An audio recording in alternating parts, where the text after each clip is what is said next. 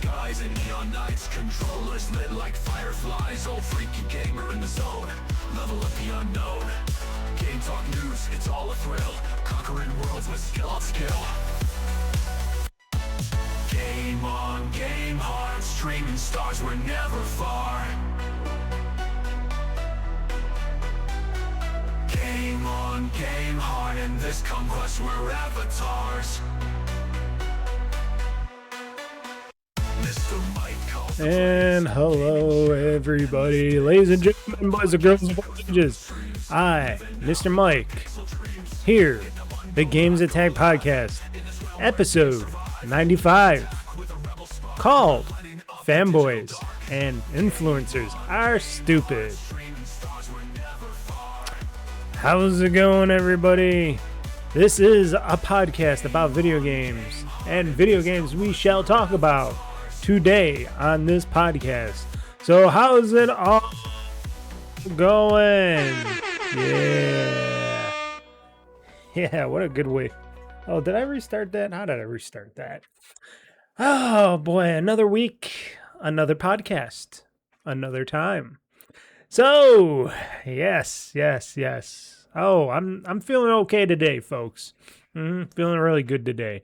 Even got myself a little trim and a little beard trim and stuff like that, as you would probably notice from this one with my other videos and such. Yeah, feeling pretty good. Doing pretty good. Playing a little bit of games here and there. Have some wrist problems. I don't know if it's all due to me playing games or anything. Most likely it's working out. This side, it's kind of painful, but not as painful. But this side's a little bit more painful. It's probably because of all the lifting I've been doing and stuff like that. Because I just don't game 24/7, folks. I wish I could, but sometimes a person has to go out, work out, do some stuff, get some stuff going on. So how's it been, folks? Yes, it's been good to me. I have not been playing a few games out there that have been coming out, like Resident Evil Requiem or that marathon game by Bungie. Those two games I'm probably never going to play. I watch them, but I am playing them.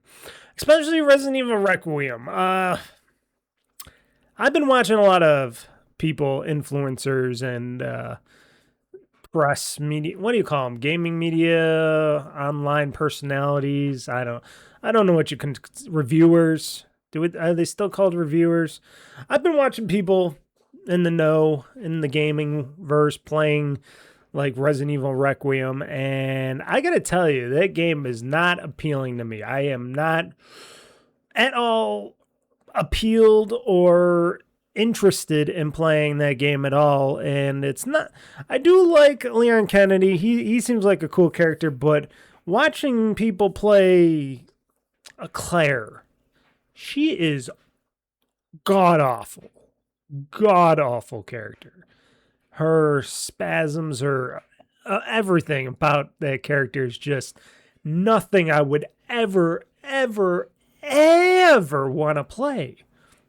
And I don't understand why they wanted to take that into that. I don't understand why they would want to go in that direction with that character. Having her just being panic attacky, really useless on all fronts. She's an FBI agent, well, analyst technically. She's in the FBI, she's an analyst, but then her boss sends her out into the field to the place where her mom died long ago because she was a younger brat type of girl that didn't care about anything, and she didn't. I'm not going to say it was fully her fault.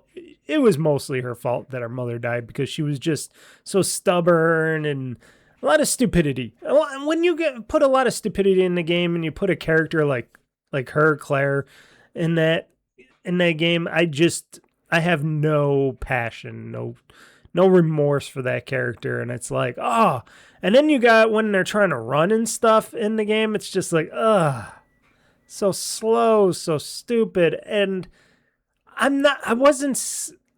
and note I was watching other people play it, and I'm watching like Abby Russell. She's one of those gamer influencer types out there, and she was playing. She's like, every time there's a zombie or a creature coming, and I'm just watching. I'm like, I'm just getting annoyed. I'm getting annoyed by not her playing it, but Claire and all the stuff and the story and everything. And I'm just getting like so annoyed. And she's like screaming and like, it's scary. And I'm like, I hope this monster bites the fucking Claire's head off. I'm like, come on, monster, do your job. Rip that. I'm just gonna say it. Rip that bitch apart. Come on. If I wanted that type of game, I would be playing like a social, like one of those games like the Life is Strange. They have those types of problems when they are anxious or they have issues and stuff like that. That's the type of game. And that doesn't bother me because that's that type of game. They all have some issues, personal issues, whatnot. They have their phobias, all that stuff. But then they come together and they try to do better and they're stronger people and they got superpower things. That I can understand. And in a game like this, is it supposed to be like a horror adventure game or something like that? Is it a horror adventure or horror, scary, whatever? I call it horror adventure game. I don't want that in there. I want somebody like Sigourney Weaver's Ellen Ripley, where she goes, get away from her, you bitch. Put her into a Resident Evil game, for fucking crying out loud. Or Mila Jovovich, make her character in a Resident Evil game, because she is from the Resident Evil universe. Put her in there. Why isn't her character not in there? Alice. Come on, bring Alice into the game. Put Alice in her own game in a Resident Evil game, you fucking cowards. Come on, people would love that. I would love that. I would play it even if I'm not big into the Resident Evil games. Make a Resident Evil game where you got Alice starring in it. Why not? You got all the other characters. Why not put Alice in there? She's part of the Resident Evil universe, right? Yes? No? I don't know. Does those movies count? Because I think they do. I'd rather have anybody but Claire here. She's just horrible, horrible girl. I don't like her. And you know, Leon, he's okay. He's a decent type of guy, but it's still an annoying game. It looks and feel, just watching it's just an annoying game. Okay, we're gonna do a sad trombone and a recap there, because I was just, and sorry for this, folks. My brain goes, this is how bad I don't like this game. I kept calling Grace Claire. Her name is Grace. I'm sorry, folks. I just had to redo that. So sorry, Grace. There is a Claire Redfield for Resident Evil. I got them mixed up, and frankly, I'd rather have fucking Claire Redfield, because she can at least kick some ass and take some names and not be paranoid. Grace. Okay, sorry. I know people listening and are watching the beginning of this podcast are going, what the fuck he's talking about, Claire?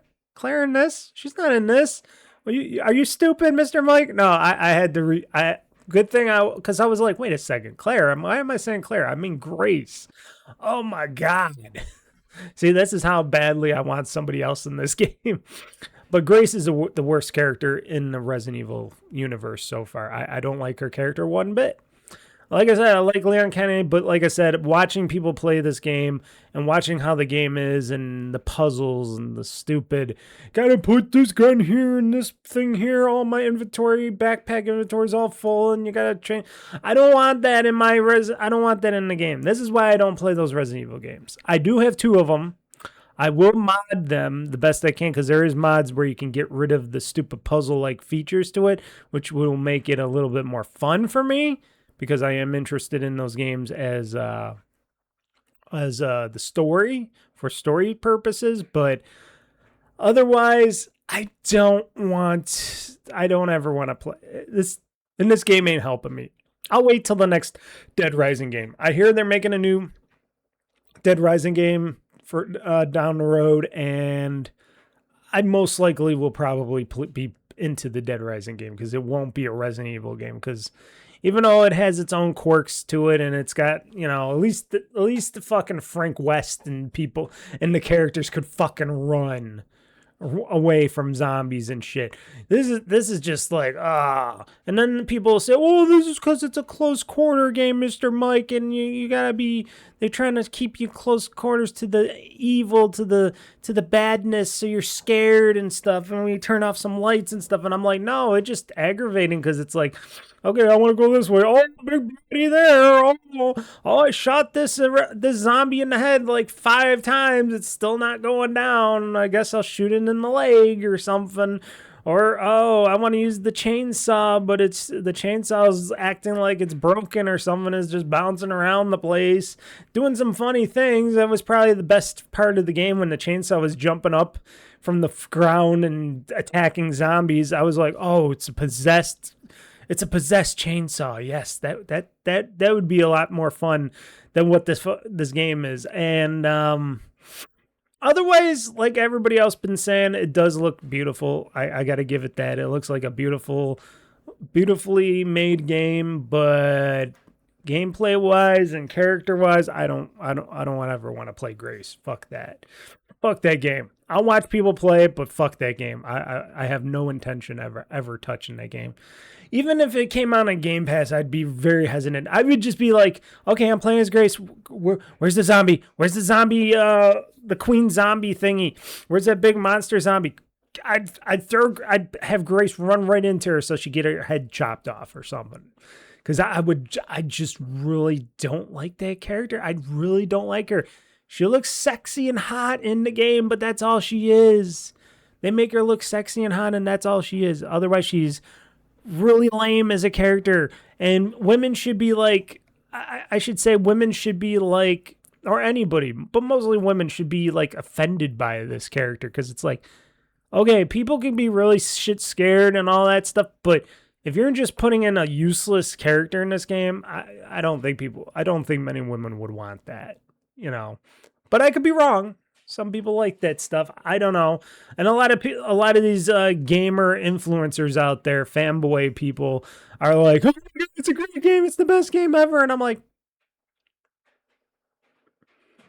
and I gotta agree with Jeff Gerstmann, because even Gerstmann said he has no ambition to ever play Resident Evil Requiem. Like, he said he played a little bit, and he says beautiful game, but gameplay wise, not for him. And 100% I gotta agree with the guy. So yeah, you'll never see me play Resident Evil Requiem. Maybe one of the others, maybe one of the older ones. Maybe I'll do, like I said, I'll do a little modding on one of them or both of them, and I'll play those. But that's about it as far as I'll go with that. Otherwise, I'll watch from afar. And I'll watch like the animes, if they make more Resident Evil animes or movies and stuff like that. I'll watch that stuff. But play the games, still on the 0-0 list for me for Resident Evil games. So I'm glad people are happy about playing it, but not for me. I think it's watching just made me super aggravated, even watching the game being played. I'm like, God damn this game. It just made me mad. It didn't make me scared, it made me mad. And I don't want to get mad when I'm playing video games. Another game that I'll never play, and you'll never see me play in a million years, is probably this marathon game from Bungie. Halo-like in nature, trying to go back to the backtrack. I was watching Jeff Gerstmann play this game, and boy, watching over an hour and a half to almost 2 hours of the gameplay. I still haven't finished his video yet. That game seems very, very boring.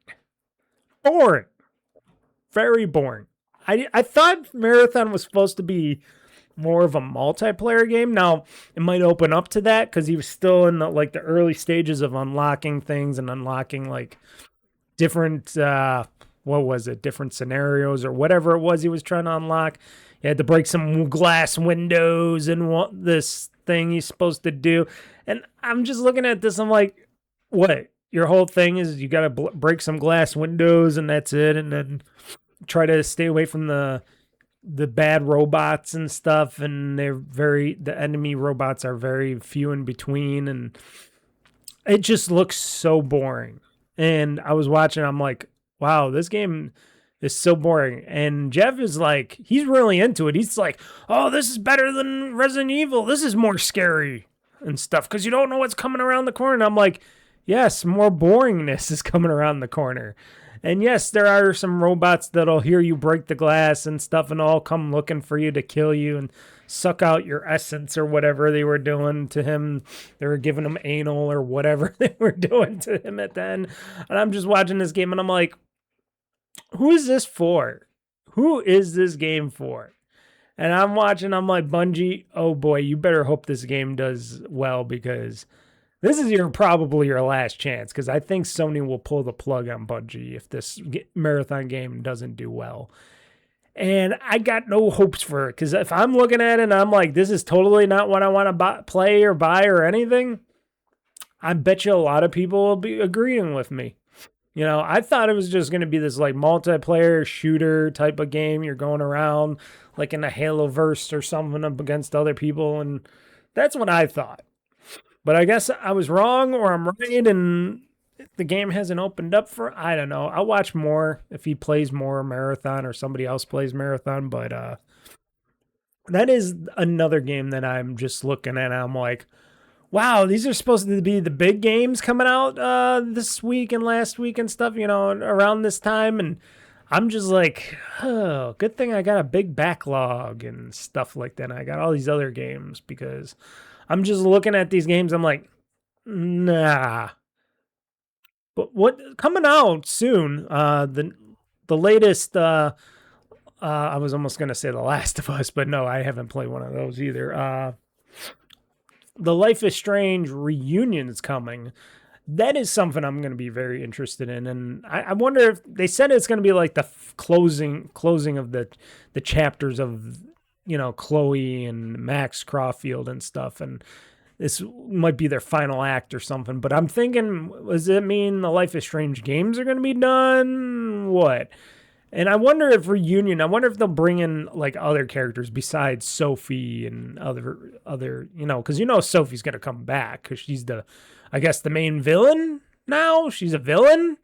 She just turned villain like right away because people pissed her off and she's got this power where she can, you know, change into people. She can morph into other people and stuff. Spoiler alert, because I haven't showed all my, game through videos yet of Life is Strange double exposure, but yeah, I'm just like, I wonder what's going to happen with that. I wonder if other Life is Strange characters might come in to play, because I would like to see a reunion of all the Life is Strange characters come into play in this game, because that'd be really cool. I'd be really excited about that, but could they pull that off? I don't know. That's coming out soon, so I will be interested in that game, definitely. But what else? What else is coming? Yeah, that's, like I said, Life is Strange reunion. What else is supposed to come out soon in the gaming verse? There's supposed to be a bunch of games. I'm still wondering what are those games? I man. Can't even think of, like, the mixtape I've been still hearing about being teased, but no release date on yet. There's supposed to be a Halo coming out maybe this year. I don't know if that got pushed out or not, or if that's coming out later. You got that Gears of War game prequel I'm interested in. I'm interested in everything else, like, you know, that Forza Horizon. That's going to be cool. That's going to be really cool. What else? What else am I interested in? The Fable. I know a lot of people are kind of iffy on the Fable. I'll be happy if, like, this is a new team, studio, and all that. Some people were complaining why they taking so long. Well, they're a new team from a studio that just mostly car games, and now they're doing a world of Albion and stuff like that. And you know, you got to give them a break on that. They're doing something totally different than cars and stuff this time around, and you know, I'm interested in a lot of that stuff. Plus, Grand Theft Auto at the end of the year, November, because that's going to come out. There's probably other games sprinkled in there. I just haven't figured it out yet. And of course, I bought a bunch of games as well. I bought a ton of games that were on sale, and I said, "Hey, why not?" Like, what are the games? I gotta get better at keeping them up on the list here. So I bought let's see here, I bought X Pit. That was on sale. I know it's in Game Pass. Now, most of these games are on Game Pass still. But I said to myself, Mr. Mike, I want to support the developers. I'm a Game Pass subscriber, but I still want to support the developers. And I know that for games like Ball X Pit, I'm going to be playing these games for a very, very, very long time, even when they leave Game Pass. So I said, why don't I pay? Give them $13. It's like $11.99 on sale, but with sales tax, it's $13.04, at least here in New York. So I said to myself, why don't I give them a little bit of, give them some money. I'm going to play that game a lot. It's a fun game. I'm having a blast with Ball X Pit. It plays beautifully either here on the main computer, or my handheld. And it's one of those very first Devolver Digital games, because it's by Devolver Digital. I think it's made by somebody else, but I think Devolver Digital is the publisher for it. I could be wrong on that, but it was a game that I'm like, okay, I'm going to get this game and I'm going to buy it. I'm going to play it forever, so why not? I also purchased Metaphor Refantasio, by the makers of Persona and stuff like that, the Persona games and all that. I already own a physical copy of it. It's still in shrink wrap for the Xbox, but I wanted to maybe play this on PC sometime, so I bought the PC version. It was kind of on sale. It still cost me like around $38 to purchase this, with sales tax and stuff. Is like $34.99 on sale. Sort of. It's also on Game Pass, but I know I'm not going to be able to start playing this for a little while yet, because I got other games to play, but I wanted to add it to my catalog. I know it sounds stupid, but it's something that I wanted to do, and I'm sure it could maybe go even cheaper down the road. I was thinking of that, but I'm like, I'll get it now while it's on sale now, and because you never know, maybe someday, sooner than later, I might decide I want to try this out, because it always looked cool. Some people said this was pretty cool. This game came out way long time ago, but I've been getting more into Persona and stuff like that. I've been watching the Persona animes again. I watched Persona 5 Royale, the anime, and then I'm more than halfway done with Persona 4 Golden, the animation. I'm watching that, and I'm just having fun watching that stuff, and I'm like, you know what, Mr. Mike? You got to go back into and finish Persona 4 Golden, the game. I know they're doing a remake of it, but you got to go back in there and play and beat the rest of that fucking game, because it's been a very long time since I played Persona 4 Golden on my handheld, on my PC, because I got it for PC. So I'm like, Mr. Mike, after you finish watching the anime and you know what's going on in the game world of Persona 4 Golden, now you got a reason to go back into the game, play the rest of the game, and beat the game. And then I got to get back into Persona 3 Reload, which I have that game as well. And then they're doing another Persona. Aren't they doing, like I said, they're doing Persona 4 Remake, Persona 4 Golden Remake, or whatever they're calling it. And then supposedly they're working on, and maybe next year we'll hear some stuff on it. Maybe not. Who knows? We'll hear something on more about Persona 6, which I'm interested in as well. It's just one of those things. So that's why I bought Metaphor. I'm like, I'm in the whole Persona weird shit JRPG thing going on here. So I said, why not? Why not go back into these? Because who knows about Yakuza and the Yakuza series and the games and stuff. Because even if they do have another one coming out or something like that, who knows what that is going to be like and such. But I'm interested. I'm getting interested. Let's just say I'm getting there. I'm getting there.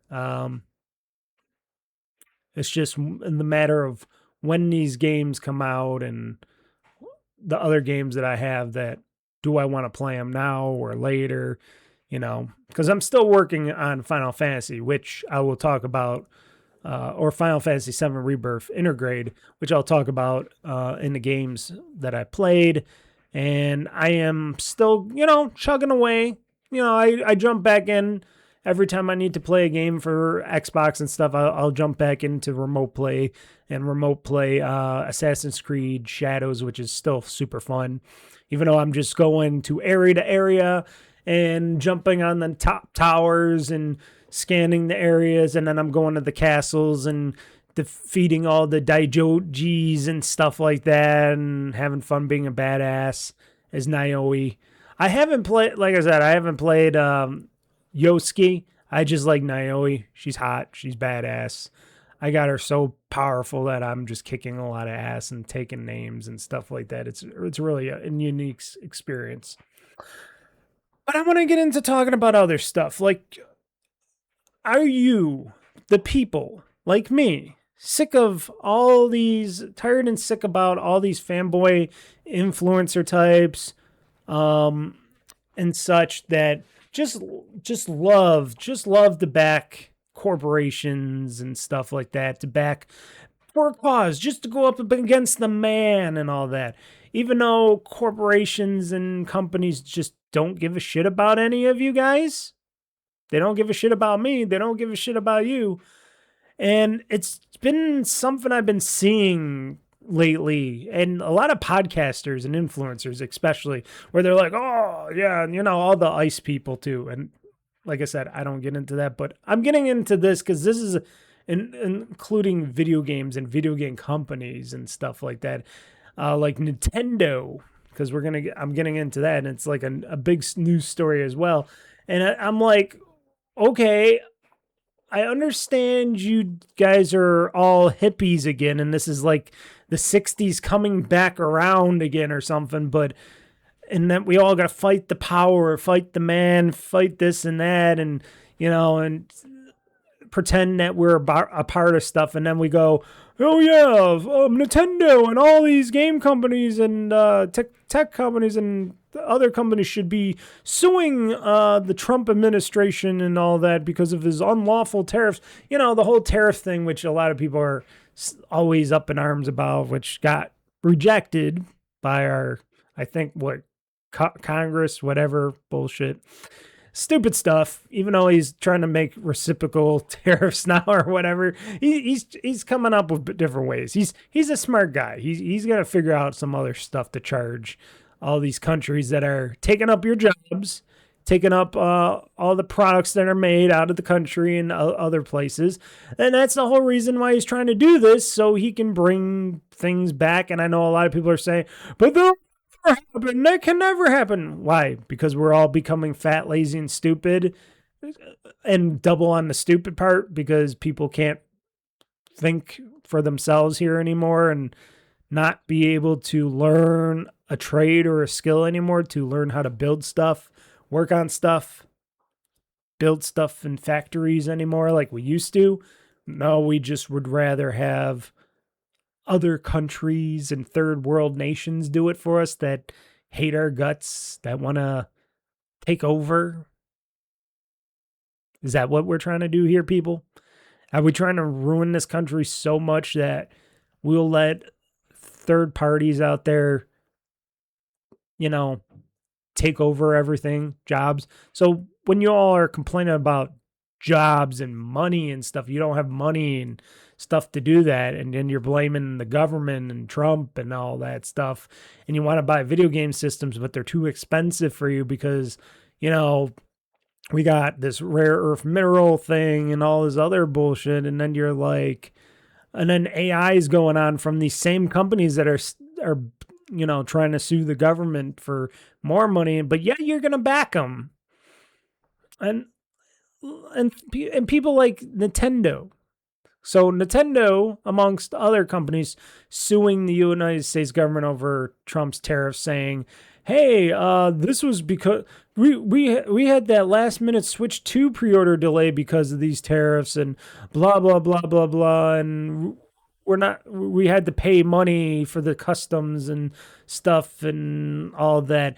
And the funniest thing here, which people seem to forget, I don't know why everybody forgets this, isn't our goods and services going up in price? It's not like they're staying the same. If they were staying the same, and these companies like Nintendo and FedEx and et cetera, are paying for this stuff, for these tariffs and these imports and stuff, and we're not seeing a big bump in prices, then I would understand if these companies are suing the government. But when they're just upping the prices on goods and services, and they're still making a profit on them, enough so that they're still sitting pretty, and then they want to try to sue, if you guys are understanding this, because I know I got to talk slowly because there's a lot of retards out there, and I said I wasn't going to say retards, but I think I'm going to make an exception of this because it's just really bothering me nowadays. And this is coming up to the video game industry in general. We're going to blame them for all this money that's lost. But did these companies like Nintendo lose money? It looks like they made money. It looks like FedEx made money. They made money. Nobody did not pass the buck to us. Nobody passed those tariff costs to us. They all did. They all did. Anything that's been imported by any of these companies, we pay to pay more for that stuff. Not them. The companies, if a company was doing that, that would be just bad business, apparently. That'd just be considered bad business if a company just passed and kept the tariffs and, paid for the tariffs and didn't have us pay for the tariffs. No, that would be just bad business for that company. No, they raised the prices and they passed that buck to us, and they still made the same amount of money as they would have, or at least close to the same amount of money as they would have, and they're still making money and sitting high and pretty. But yet, we're happy that they're trying to sue, not for us, but for them. Because are you guys getting any of this tariff money when it comes back? Because you remember, Trump and his administration were promising us a few $1,000 checks here for all the tariff money that they've been collecting and making from all the tariffs and stuff. Remember that? You remember that, folks? So that's basically was our sort of little refunds from what we are paying for these tariffs and these higher prices, not the companies. So why do these companies think that they can try to get these tariff costs and get the money back from the tariffs? Are they going to give it back to us? So am I going to be seeing like $100 checks from the video games and technology that I've been buying, that I've been paying more for, that you've been paying more for from these companies? No. I would hope you're saying no, because if you're thinking that they're going to be passing that money on to you, you're just a damn fool. You're just a damn fool. You're just hold on. So I'm back. So again, this whole thing on, so now he's doing the whole, I'm reading this right now. Now he's trying to introduce the whole 10% global tariff rate, which, like I said, shouldn't our country try to get things built and made in this country? Are we just trying to lose all our money to every other country out there? Or are we supposed to try to bring businesses and business back to our country and trying to bring manufacturing back to our country in any way, shape, or form? Or is that just out the window because nobody wants to do anything or work anymore, or nobody's smart enough to do this stuff? Now note, a lot of these companies say that we are not smart enough to do a lot of this manufacturing, that we're not, we're not trained enough, we're not smart enough. And I say this, I challenge this to those companies that think, oh, Americans aren't going to be able to do that. So if you think we're not knowledgeable enough to like make microprocessor chips or do this or that, why don't you guys put the money where your mouth is, build an educational facility called like a school. It's an educational facility, and you can train people. You can have people study under your people's wings and stuff like that. Your people that are knowledgeable in making chips and this and that. Open up schools here in America, do some stuff, have people learn, have people train, stuff like that, and then you'll get people that are able-bodied people that can do this stuff, and then you can start slowly building factories and plants here and to build chips and all that stuff. You don't have to send Chinese and Japanese people over here to do it, or Taiwanese people here to do the work, the labor and stuff all the time. You can hire American people because you'll have schools, you'll have training facilities to teach people here to do that. But apparently it seems like nobody wants to do that. And that bothers me. That bothers me that there's no like real like educational system that these places want to implement at all, because they just want to keep building it overseas because they're like, oh, we got our people to build it. Why should we have Americans build it? We'll build it here and charge them for our products so we get their money over here and we go into more debt. You know, that's how it's been for a very long time. And that's always what's been bothering me. But now you got, like I said, FedEx, you got Nintendo, which they think, didn't Nintendo pay any of our tariff fees for those Nintendo Switch 2s or controllers or anything? No, they upped the price on them. Now, like I said, the Switch 2, which we always hear rumors still that Nintendo might be raising the prices on the consoles now that there's chip shortages and stuff out there. But also it was like, well, these Switch 2s were always going to be like around $500. You know, they were always going to be more expensive than the predecessors because of the technology and stuff in them. But then they raised the prices on their controllers and all their other peripherals out there. And I'm like, well, you're still making money. You're not losing money off of the tariffs and stuff because you're still making money. You're shifting, you were doing your little shifty productions into other countries and stuff so you can avoid tariffs and costs and stuff like that. Because instead of just trying to get stuff made here in America, because remember, we're stupid here and we don't understand how to make things anymore here in this country. Just saying, we can't train people. We can't learn up people here to do it. So they're going to complain and sue the government, our government, saying, hey, we deserve some of this tariff money because we're losing money here. We're Nintendo. We're losing money here. We had to delay the announcement of the Switch 2 by a little bit of time. Oh my God. I consider that a lot of bullshit. And people are praising them for that because, everybody's anti-American ways now. I'm not anti-American. I'm anti-people that are just hating on this country and our administration and all that. And you notice that only happens when smarter, brighter people are in there. Now, I'm not saying he's perfect, but at least he's trying stuff. Like I always like to say, he's trying stuff. And like I said, Nintendo and all these companies, if they were losing money, like actually losing real money on these tariffs and stuff, oh, they would be not selling it to us. They would not be selling things or delivering products here. They wouldn't be trying to sell anything here in America to us. If they really felt and thought that way, they would be selling it to every other country and going, fuck you, America. And on top of it, they'd be like, hey, we're not gonna come over here for that stuff. So the whole idea that people think that, oh, Nintendo's losing money because of tariffs and stuff on this stuff, or FedEx or anybody else, that's a bunch of bullshit. They're making money off that stuff because they raised the prices. Because of course they still have to pay the tariffs, but they're raising the prices so they don't lose that much money off of their goods and services. And now they want our refund check, our tariff checks. So You, the people, the smart people that listen and watch people talk like I do, the smart ones that are watching this and listening to this right now, they want your money.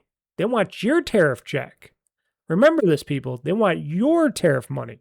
The money that you've been paying a lot more on your groceries, your technology, your video games, your consoles, your shipping things. They want that money, your money, which came out of your pocketbooks that you worked for, hopefully worked for. And you're telling me you're going to support these people in suing so they get the money and lawyers get the money? Because, the lawyers are going to be making out like crazy trying to sue, the government and all that. I don't know what kind of world we're living in anymore. I don't know what kind of world this is. Like I said, it's turning into a backwards hippie-ass world that I just really am just disgusted by. As an American proud American citizen, as a person that buys a lot of goods and services, technology, games, I don't support that from companies. When people like Nintendo say that shit, like, oh, we're going to sue them for this and that and try to make money off of it, I'm like, fuck you. You're making tons of money off my ass already and other people's asses for those goods and services. And we're paying you extra for those tariffs to bring your stuff into the country to sell to us at higher prices, not you losing money off of that. So, and even if they are losing like a couple dollars here and there, sure, it adds up, but still, it's not as much as they would be losing. They're still making money off these products, because if they weren't making money off these products, they would be bad companies. They wouldn't be working companies if they were losing money. Companies don't lose money. They just make money. And this whole court thing that bothers me very much is people are jumping in and going, yeah, Nintendo, I fully support Nintendo on this. I fully support Sony and Microsoft and everybody else. Sue the government for these tariffs. No, because first off, we should be getting that tariff money back, not them. And I think people are really confused because they got that Trump derangement syndrome going on in their brains and their little brains. Because remember, these people think you're all little brains and little stuff. And this is one of those reasons, man, I can't speak because my little brain's going to mush right now. But this is a reason why I am not too big on Nintendo nowadays, and that, if I don't buy a Switch 2 anytime soon, I don't care. I don't really care. Not that to mention that they don't have as many games this time around as they did with the Switch, but I just don't want to support companies like that. I even said that about Microsoft. I'm an Xbox fanboy still, sort of. I still want to support the Xbox brand, even though their corporate overlords suck major ass, putting in people that maybe are not well suited for the position. But we'll find out. I'll give her a chance. And people still pushing the AI slop and all that other bullshit. I used to be a Microsoft fanboy. I haven't been in that for ages. I call them out anytime bullshit happens. I used to be a big proud Google fan. When they started turning evil and fucked up, I'm like, fuck you. I'm out in a second. I dropped all, I used to pay Google a lot of money for stuff, for their services and stuff. And then I just dropped out of that stuff. Now there's the very few services that I still use on Google, but what else can we do? But otherwise, I'm not the kind of person that will stand by. Like I said, I'm not the kind of person that'll stand by and just support companies when they're trying to do backhanded bullshit and stuff like with AI, tariffs, suing governments, our government on top of it, because they think, oh, they're owed something. They're not owed anything.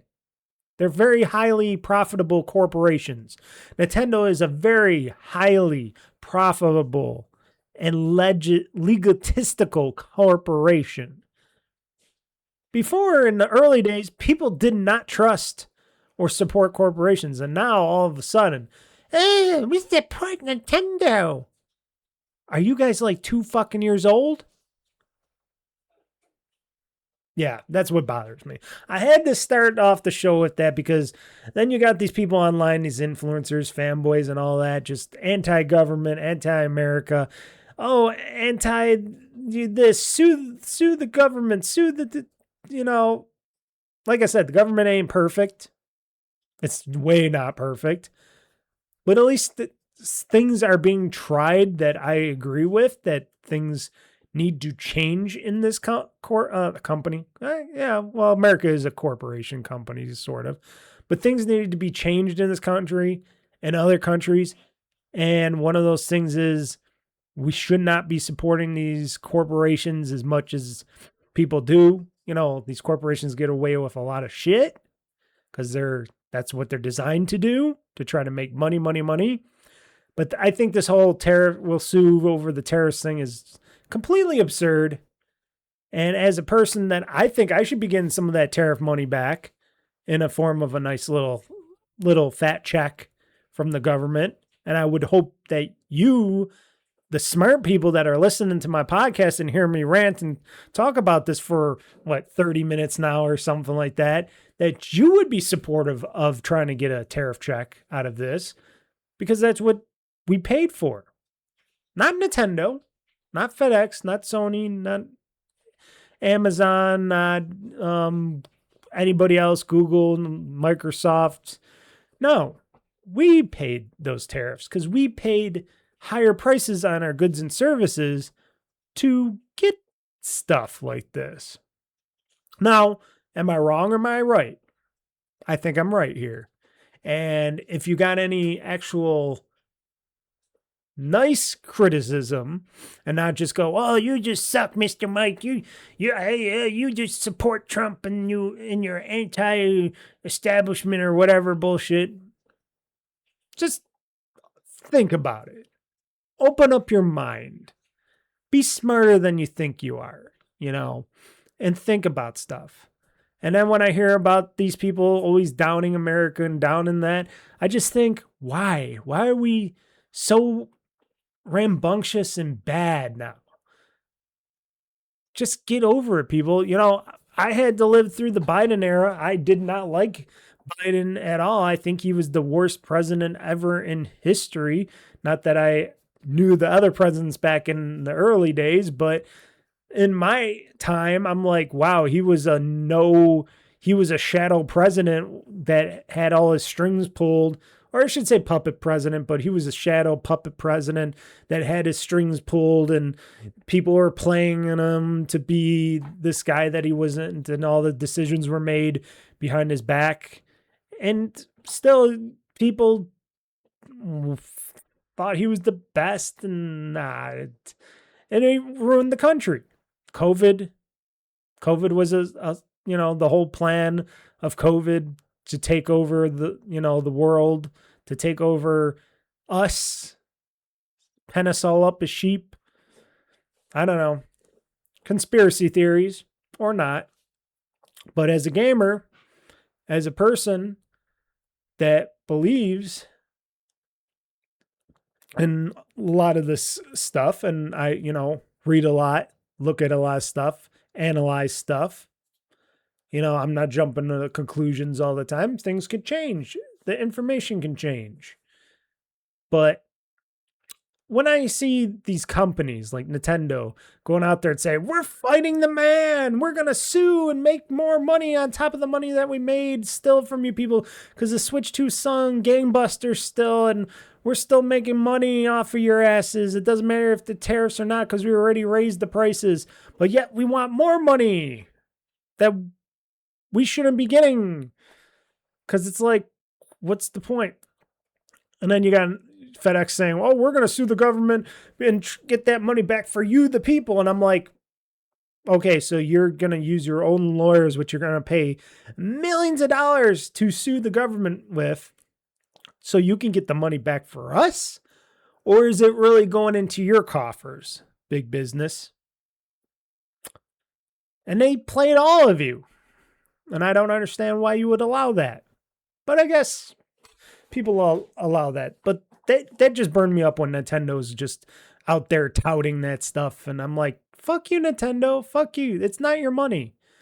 That's our money. That's my money. That's all these other people's money buying all your overly priced, expensive, shitty ass, broken ass Joy-Con controllers that you still try to sell, and games that you try to sell for $80 fucking that don't belong in the $80 anywhere near the $80 category, because that Mario Kart is a disgrace. Disgrace, because I seen people play and I'm like, wow, and you wanted $80 for that. And you're trying to charge different pricing for all your games because you think, oh, this game's worth more than this game, so we're going to put it out for this price. You guys are the worst now. Oh, you just made me hate you more and not want to pay you as much. Because remember, I'm the one with the money. Not my, well, I don't have any kids, but if I did, they're not the ones with the money. It's mommy and daddy with the money. And if we want to buy your system, we decide if we do it. Not our kids, not the other people. We do. We hold the cards. We hold the finances. So Nintendo should just stop this whole, oh, we're going to try to sue the American government so we could get our money back that we didn't lose in the first place. It just so bothers me. I would never do that. I'd be like, I already raised prices. I'm getting my money back. I'm still making money. It sucks for my customers that have to pay higher prices on my goods. Yeah, fuck America on that. Fuck Trump on that, sure. But I'm still making money. Now, like I said, if it was a company that said, oh, we're not charging you more for our products or services, we're going to just eat up the tariff costs. It's going to cost us more money. Yes, fine. And then they found out it was illegal. Those companies could sue because they were the ones eating the costs of the tariffs and stuff like that. And that was their money that they were chewing out and saving their customers money by not upping the prices for their customers. Those companies are allowed to sue the government. You guys could go ahead and sue our federal government for tariffs and stuff if you're those companies that ate up the tariff costs and didn't pass the buck to others. Enough said. I'm not going to continue with this. Where are we going from here next? I know. Whew, that was a biggie. I don't want to sound like a dick. I don't want to sound like a dick, prick, or asshole here, but stuff like that just really burns me up, and I really had to talk about that. And, Nintendo they should be better than that.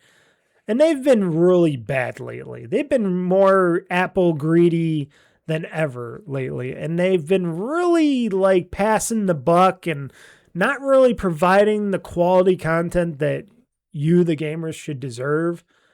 Like I said, there's a few games here and there that they got that are okay, but for that Mario Kart game, to be fucking $80 is just a travesty. Or that Welcome Nintendo app that they were, what were they charging? $10 for that stupid thing, which should be free. Or at least just charge $1 if you have to charge someone, put it for $1. But $10 for that? And nickel and diming everything and then raising the stupid Joy-Con prices, even though those Joy-Cons still Joy-Con drift, I hear, over time. That makes me say, wow, you passing the buck all the time is just horrible. Horrible. No, not to mention I'm still going to see that Super Mario movie, but still, horrible company. Horrible company. Why is it always the most horrible companies that have the best franchises and stuff and offer cool stuff? Why is it always the worst companies? Why? I don't understand it. Why? Do you have to be the worst to have the best stuff? I guess that's how it goes. So, like I said, I purchased a bunch of games. I purchased, like I said, the Grim Refantazio. I purchased Ball X Pit. I purchased, what was the other things I purchased? Shit. I purchased a bunch of games. I purchased a bunch of little stuff, and I already forgot half of them that I purchased. I know they're on my Xbox here. I can just look it up in my list here. I got my list. Come on, Xbox, load. Wow, that took a long time for this Xbox app to load here. Why did it take you so long to load? I don't get it. Why so long? Why so long? Like I said, Ball X Pit here. I'm looking at the stuff that I probably purchased recently because I already know what I purchased recently. Just looking at my list, looking at my list. Life is Strange Reunion. I purchased that a long time ago for that whatchamacallit, the pre-order. What was the other games? Saints Row I purchased a long time ago. What are the other games that I purchased? They had to be on here. Oh, World War Z. That was another game I purchased because I like World War Z a lot, folks. And sure, I like playing it on Xbox, but owning the PC version, which I think I got really cheap. I think it was like, what, $5 or something? It was like $4 or $5 for World War Z for PC on Xbox, PC, Xbox. And I said, oh, for that amount of money, I had to get it. I had to get it. That was a no-brainer purchase. So I purchased World War Z as well on there. I know it's an older game, but it's a fun game. If you want a good zombie game that isn't fucking Resident Evil, or if you're just sick of playing the same old with I'm trying to think of Dead Rising and stuff, World War Z. That is a really good zombie shooter game. Those zombies come out a lot. There's a lot of zombies that come in that game, and it's a really fun game. And playing it by yourself, sure, it could be brutally hard, but it's brutally fun as well. But if you do get to play online with other people, it is really kick-ass fun as well.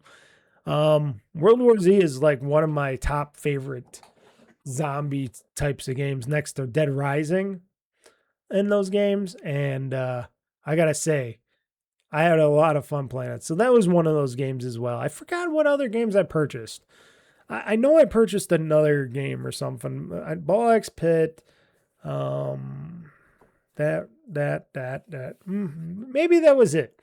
I don't know. I even forget myself on all the games that I purchased because, like I said, whenever there's a sale going on, and there's been like sale after sale after sale going on the Xbox PC store and Xbox store in general for the console and stuff, if you're just a console gamer. But if you're also a PC gamer, there's been tons of sales going on, different kinds of game sales and stuff. And I know a lot of people say, oh, Steam's usually the best with their summer game sales and all that stuff. But if you take a look on the side of Xbox lately, in the PC store and stuff of Xbox and the console side, I've been seeing like really good sales, and I've been just like gobbling up whatever little games that they might provide. And it doesn't matter what people say. It doesn't matter what you anti-Xboxers or fanboys saying, oh yeah, that's going to all go down the drain. You're just buying nothing, Mr. Mike, because there's not going to be an Xbox anymore. Well, then go fuck yourselves, I guess, because then I would have to say go fuck Microsoft themselves, because then they would have to provide me with a nice big fat check, because all these games and stuff that I have purchased, should surely be able to play them, and they would have to figure out a way to let me play them after they go under, because we got laws for that stuff. And just saying, I'm sure the legal system would be on my side for that. But yeah, you guys got to check out some sales. I know, like I said, Xbox / Xbox PC and stuff, the whole Xbox brand hasn't been doing so hot lately, but the sales that have been going on, I'm telling you, there's been some good shit coming out sale-wise on the Xbox side. And I've been gobbling them up because, like I said, I play a lot of games on my PC, my Xbox Rogue Ally X and stuff like that. And frankly, the more I could get on that side, because I've been more of a PC gamer, and than an Xbox gamer, but I'll still get games that are on Xbox because sometimes those games are cheap too, and I could just straight remote play them from my console to my, my PC or Xbox Rogue X. I could play in both worlds right into that same world. So should take a look because I think they got like this Deep Silver sale going on now for stuff. If you like Deep Silver games, like I said, they have a whole bunch of other games on sale, especially through Game Pass and stuff like that. There's a lot of games on sale, and I've just been eating them up. Weird games, stupid games. There's a lot of games that I'll look at them. I'm like, oh yeah, this FMV game. Yeah, I like FMV games and these other stupid games, flooding the market, the Xbox PC market and stuff. And I'll gladly buy some stupid ass game, especially if it gives you achievements and stuff, which most of like 99.9% of these games all have Xbox achievements. It's like, oh, I'll gladly play your game. I'll buy your game for like $2-3 or something, or that Ball X Pit game, which was like $4 or $5. That's a no-brainer to me. That's a no-brainer. I'll definitely buy and play those games eventually. Even if I never played the games, they were cheap. Except for the Grim friend Tazio, I can't even say the name. That was probably a little bit more expensive. But anyways, still a game that I'll probably end up playing anyways because, like I said, I like the Persona games, and I heard that game was pretty cool itself. Pretty interesting, pretty crazy. So, excuse me for shifting around my chair.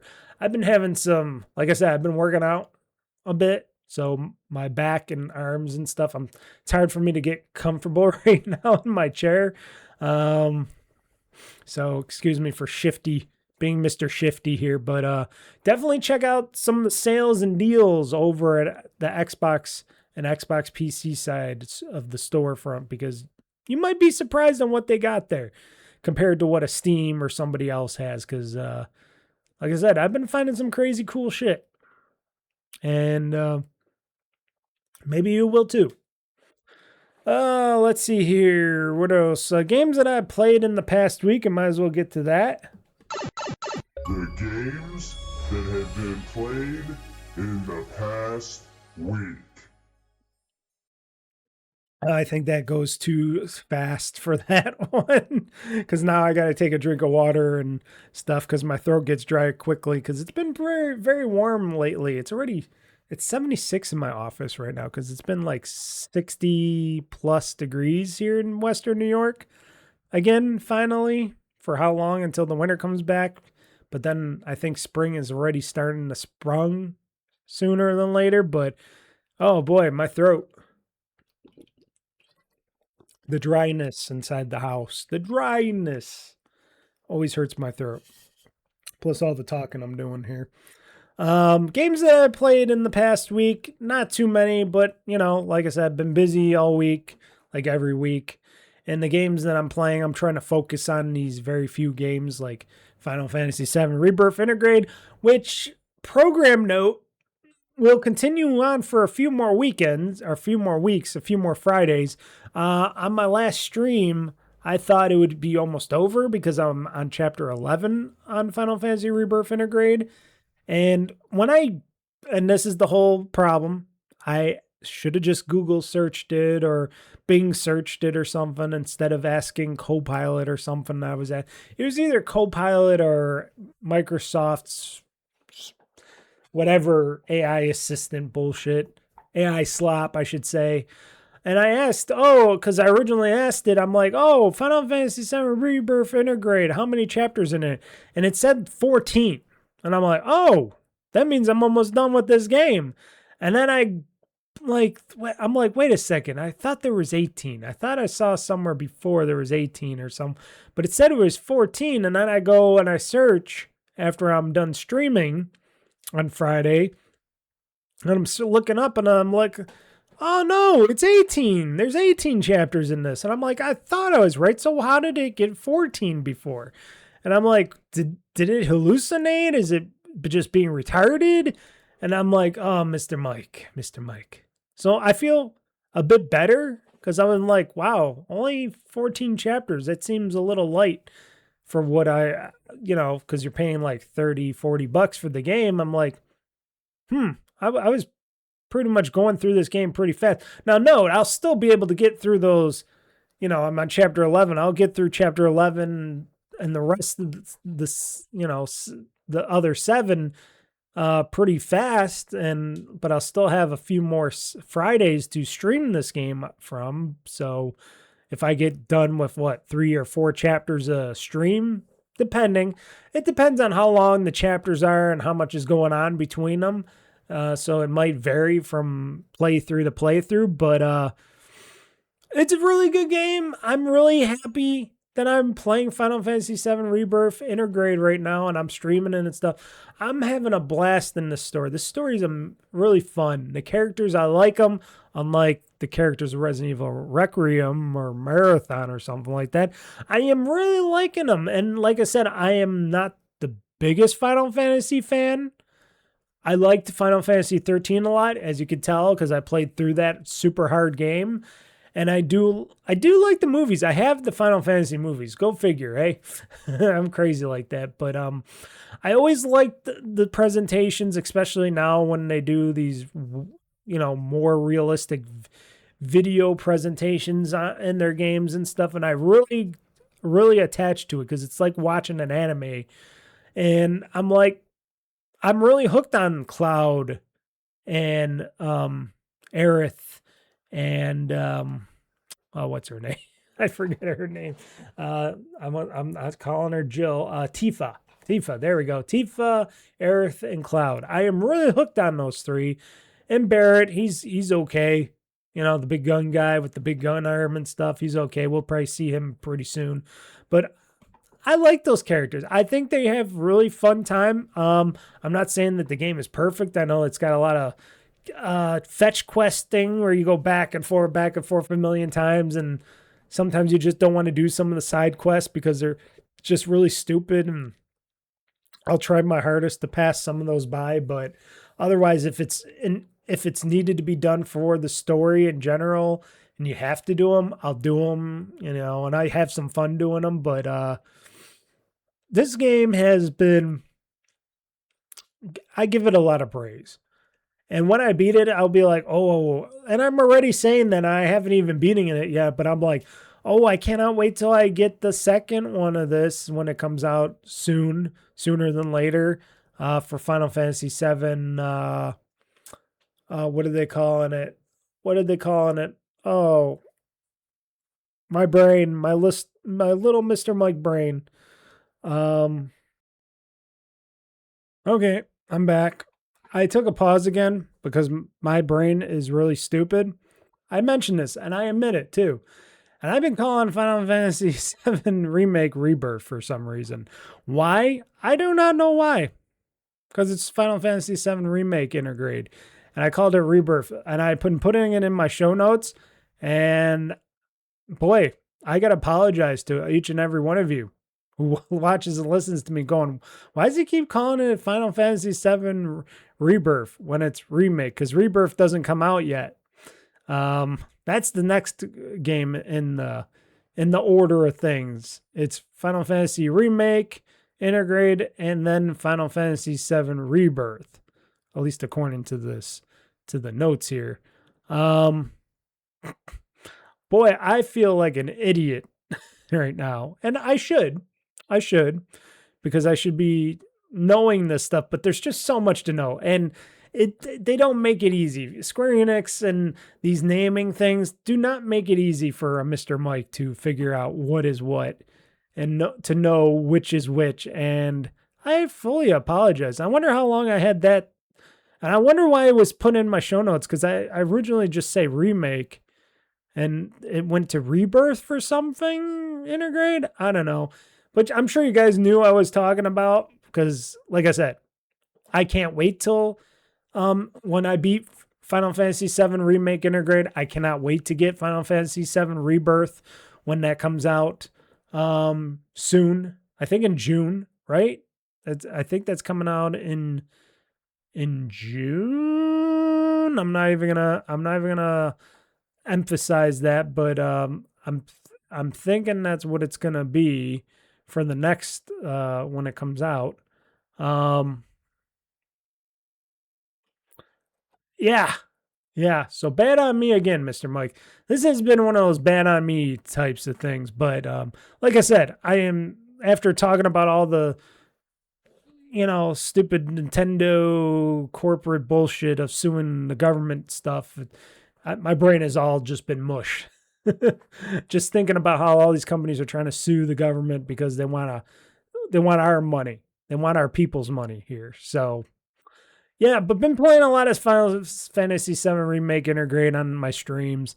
I hope you guys been liking it. I've been loving playing it. And like I said, when I beat the rest of the 18 chapters, I'm on chapter 11 now. Then there'll be 7 more chapters, which those will go by pretty quick, I would think. Because I've been I've been charging through this game like crazy. I will definitely step into the Final Fantasy VII Rebirth. I don't think they're calling that Intergrade. They're just calling it Final Fantasy VII Rebirth, right? I'll be jumping into that one in lickety-split time when that comes out, because boy, oh boy. Now, if I choose to stream that game, that'll be a different story, because, I'm pretty sure you guys just don't want to watch me stream Final Fantasy VII all the time. Or maybe you do. I don't know. I do get some people that like to watch me play the game. They like to watch the story, and that's great. But not everybody. And then there's other games I can play. So, but like I said, I've been playing that. I can take this off my ROG Ally X2. I just didn't upgrade these notes. That's probably why. And then I screwed up the naming of Final Fantasy VII Remake and Intergrade. Calling it Rebirth. Oh boy. I wonder how long I've been doing that. You can call me Mr. Joey Mike Biden here in my memory. But I can definitely remember I've been playing Assassin's Creed Shadows remote played. Been playing that out definitely today. I played it this morning. A bunch of it on my Xbox ROG Ally X as I was recording some stuff on my system here from the internet. And I'm like, yeah, this is a fun game. And it's fun to play portably. I wish Ubisoft would just have, allow us to purchase it directly from the Xbox store without them intervening with their stupid Ubi Connect store thingy, their Ubi Connect bullshit, and it would give us some achievements for the game, which other people have said.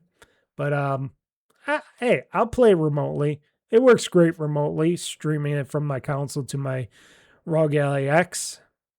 It does a great job. Very fun, beautiful game. Great characters, great story. Why not? Also, like I said, I've been playing some Ball X Pit along the way because that's just fun. Top-down shooting balls to the walls, folks. Balls to the walls. And then, of course, PowerWash Simulator, which I already did the barn and stuff. Now I'm doing this like holy site. I think it's like one of the alien sites. It's with all the little pillars and stuff in a circle.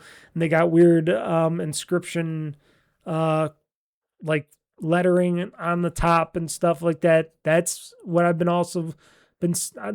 starting this PowerWash recently. And yeah, I know PowerWash Simulator is all about the aliens and stuff. And PowerWash Simulator, and notice another thing. I'm calling it PowerWash Simulator, and I'm missing a 2. Why am I doing this? Is it just because I'm just, I didn't put the 2 in there because it's not the first PowerWash Simulator. It's the second PowerWash Simulator. Boy, I need a real vacation, people. I should really go on a real fucking vacation sometime. It's not going to be for a while. Like I said, I think I'm planning it for 2 years from now because I want to get things paid off, paid down, stuff like that. Then I could go on a real vacation because, I don't want to leave any debt behind when I can go have some fun and stuff, That's the kind of guy I am. But boy, I think it's all the work that I actually do when I'm going to work most of the time, most of the days, coming back, rushing my show notes. Because boy, am I just looking at all the fuck ups that I've been doing. And I'm just like, If I was getting paid for this job and I was the boss of myself, I'd fire myself in a second. Holy shit. Oh, what a day. What a day. You know what's going to make me feel better? Talking about some games news. And we're going to go through the games news actually pretty quickly. I'm just going to go through some stuff. I don't even know if I'm going to go through all the news, gaming news that's been happening, but I'm going to go through some of it, and I'm going to try to power wash through it because, like I said, I think I need to take. I think I need to lie down. I think I need to lie down truly, because my brain has been life, and then I want to play some games too. But those were the games that I played in the past week, even though I got some names fucked up and wrong, and I don't know why. Why? Oh, that hurts my brain more that I would fuck up something like that because I'm so precise on stuff. All right. Oh, so why don't we get into games news now with the games news that is the games news now, and I'm gonna take some more drink of water here as you listen to this nice music. Locked and loaded, ready for the fight. Game talk news, gonna set the stage alight. Mr. Mike's got the scoop, he ain't holding back. Dropping bombs on the gaming industry track. Hear the thunder, feel the roar. Game talk news, gonna settle the score. From E3 to PAX, they got it all. The highs and lows, ready to brawl.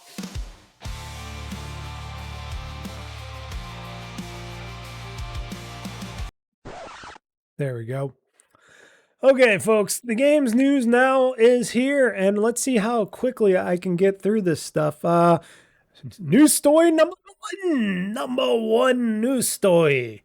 Xbox Update just made a convenient change to the store, and this change is you can actually do some sorting options in the store, meaning you can sort from games catalogs what you want to find, stuff like that, from genres, etc., etc., etc.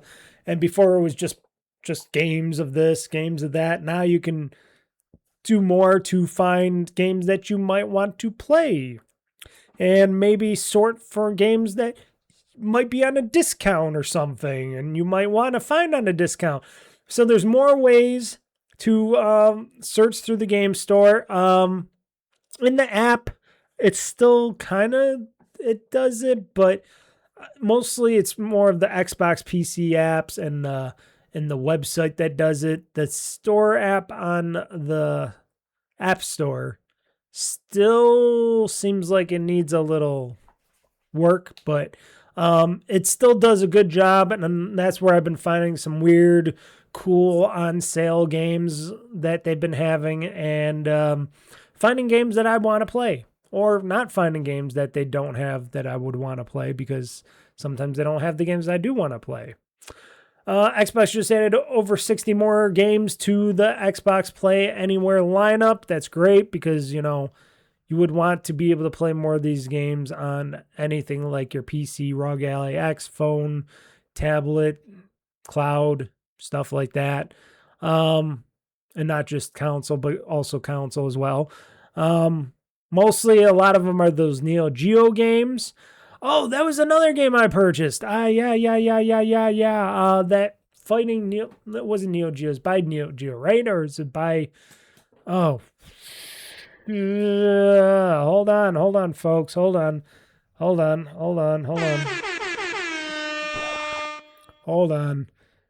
I think I might have talked about this on the last podcast, but I did purchase, maybe it's not showing up here because it might be because it's an Xbox game. That's probably why it's not showing up on here, because I don't think it would show up on here if it was just an Xbox game, maybe. But sometimes I got some games that show up on here that are not Xbox or that are not PC games as well. But it looks like these are only for PC games. Okay. Shit. Oh shit. What was it called? Oh, this is why I should always prep. But I can look it up on my phone here. It was the fighting game. Shit, Mr. Mike. Shit, Mr. Mike. Shit, Mr. Mike. Let's go to my library here. Games. Trying to look. I know, such great podcasting, right? Okay, everybody, I'm back. You didn't notice the thing. I couldn't find the damn game that I was talking about that I was gonna buy, that I bought. There was a fighting game. I just couldn't find it on my list here. And I didn't want to turn on my Xbox and stuff to go talking about, but there was a fighting game that was on sale that I also bought.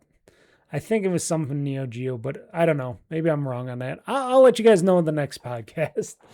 Oh boy. But that was a Xbox only title that was on sale. Whoa, why am I blurry now? Hold on. Okay, there we go. Unblurred. But that was a good sale too. That was like only $4.99. But if I wanted like the deluxe edition of this game, they wanted like $60 something. I'm like, from $4.99 to $60 something for the deluxe edition? Are you crazy to me? So apparently Xbox co-creator Seamus Blackley walks back his comments comparing the new Xbox boss to a palliative care physician.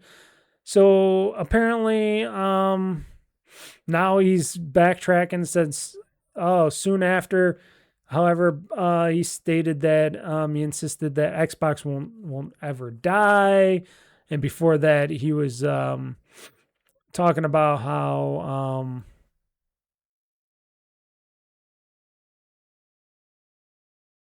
Asha Sharma was there just to sunset the business, and now he's like backtracking all that, saying that's all wrong. I wonder if somebody at Microsoft or Microsoft in general got at him and said, hey, what are you talking bad about this stuff? Why are you speaking these lies? I don't know. It's kind of weird that he said all that stuff and now he's just backtracking and saying, oh, Xbox will never die. I hope it never dies. I hope it just keeps evolving. And like I said, Xbox doesn't have to be a general box, but as long as they provide good products and services and some sales, and maybe if they ever decide to try to lower Game Pass premium, lower it at least $5, because charging over $10 for this service is probably a little much for most people. I understand you got to raise prices, but raising them all $10 right there and then was just like criminal. And I can admit that. I'm still paying for it, but I can admit it's criminal. And like I said, as long as if they want to still sell Xboxes like with a reference box or something, as they can call it, for the games to be played the best way, they can sell an Xbox reference box. So that's what I think about that. I think, like I said, as long as she doesn't try to do the bidding of Satan Nadella and putting more AI crap in there that it doesn't need to be in the Xbox division, and she learns how to, work inside this business and work with the people around her, hopefully she'll be good and fine. I don't know. We'll find out. She's got Matt Booty by her side and a whole bunch of other people. So it's a wait and see game. Halo fans split over Halo 7 open world that it might have, because I guess Halo 6 had an open world. Is that what it is? Like I said, I haven't played Halo Infinite yet. But I guess it says here 2021's Halo Infinite broke new ground for the series, employing a semi-open world for the first time ever. They did it with Gears of War, and it didn't really work out well for Gears of War because there was nothing in that world. Like I said, I haven't really played much of any Halo Infinite, so I can't really say yet. And I do mean yet. But, yeah, I don't know if 7 would have an open world. Maybe they'll go back to the linear part of, Halo or something like that. That studio's been very quiet on stuff like that. Oh, excuse me. Cyberpunk 2077 headlines Xbox Game Pass March 2026 lineup. okay, that's great and stuff. A lot of people have been talking about that, like, oh, it's some big game coming to Game Pass, and I'm like, who hasn't played Cyberpunk 2077 yet? Who hasn't purchased it yet? I don't know. I don't know anybody, but I guess every game usually comes eventually to Game Pass, especially when sales are down and slumping and they need a boost. And if they can get Microsoft to sign a little check or something their way for putting it on Game Pass, they'll do it. And, Cyberpunk, also one of those games, CD Projekt Red, definitely willing to pimp it out to earn more money so they can build their new Cyberpunk and Witcher games, which very interested in the new Witcher game and very interested in what they'll do for the new Cyberpunk game. Other games coming to Game Pass in this month, which was already started, so some of these games are already out. To a T, I guess it's coming out for Cloud, Series X and S, PC and stuff.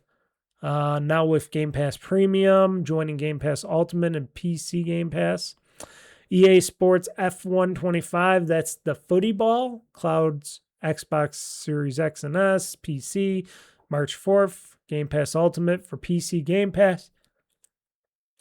Planet of Lana 2, Children of the Leaf, Cloud, Xbox Series X and S, handheld and PC. March 5th, Game Pass Ultimate, PC Game Pass. So these games are already out because it's past March 5th. Coming soon, March 10th, Construction Simulator. Ooh, there you go. I'm sure that's too much for me. Construction Simulator, Cloud, Console, and PC.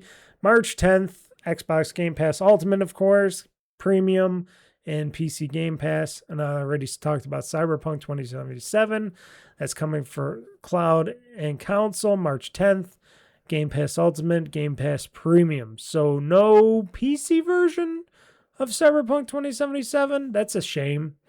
I would definitely like a PC version of that, even though it's on Steam, but I don't know. I don't know how these deals work. I guess it's only going to be for Cloud and Console, so I can play Cyberpunk in the Cloud or a console. Hollow Knight, Silksong, Cloud, Console, Handheld, and PC, March 12th, now with Game Pass Premium, joining Game Pass Ultimate and PC Game Pass. Don't like the game, but people like the game, so good on them. DreamWorks Gabby's Dollhouse, ready to party. Oh boy. DreamWorks Gabby's Dollhouse coming now, ready to party. Cloud, Xbox Series X and S, and PC, March 17th. Game Pass Ultimate, Game Pass Premium, PC Game Pass. And that's all of them. That's all the games that are coming this month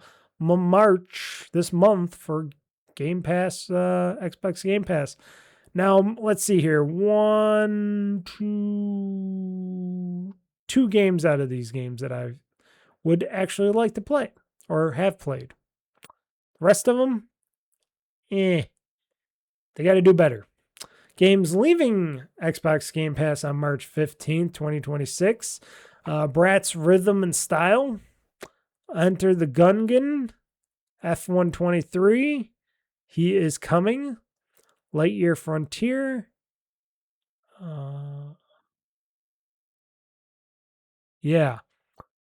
Let's see here. He is coming. I already said that, right? Lightyear Frontier and Mythwrecked. Ambrosia Island. Those games, I will not be missing them. Nope. Let's go move on. Getting slow. So Xbox has confirmed that Project Helix is its next-gen console that will also play PC games. So the X is more of a swoopy thing, a Helix. That's why they call it a Helix. Interesting. I like the new X logo with the Helix symbol on it. If they can pull this off, that'll be pretty interesting. It does sound like this system, this PC-centric system, is going to be closed down a bit. The way that they're touting in the article, it does sound like they're going to lock it down a lot, that it's not that you can put any other PC things on this console, that it's going to strictly just play your Xbox games from your Xbox games library and stuff like that, and your PC games. But in order to get games from elsewhere, they're going to need those official game stores within the Xbox ecosystem in their what they do to put on the console. So Epic Games, of course, is going to be day one on the new Xbox console. So their store is going to be on there. I don't know who else is going to be joining, probably Ubisoft, EA, the same familiar faces that we'll see, maybe GOG, stuff like that. Probably we'll never see Steam on there, but that's okay. Definitely won't see PlayStation because, we'll be talking about that in a few seconds, but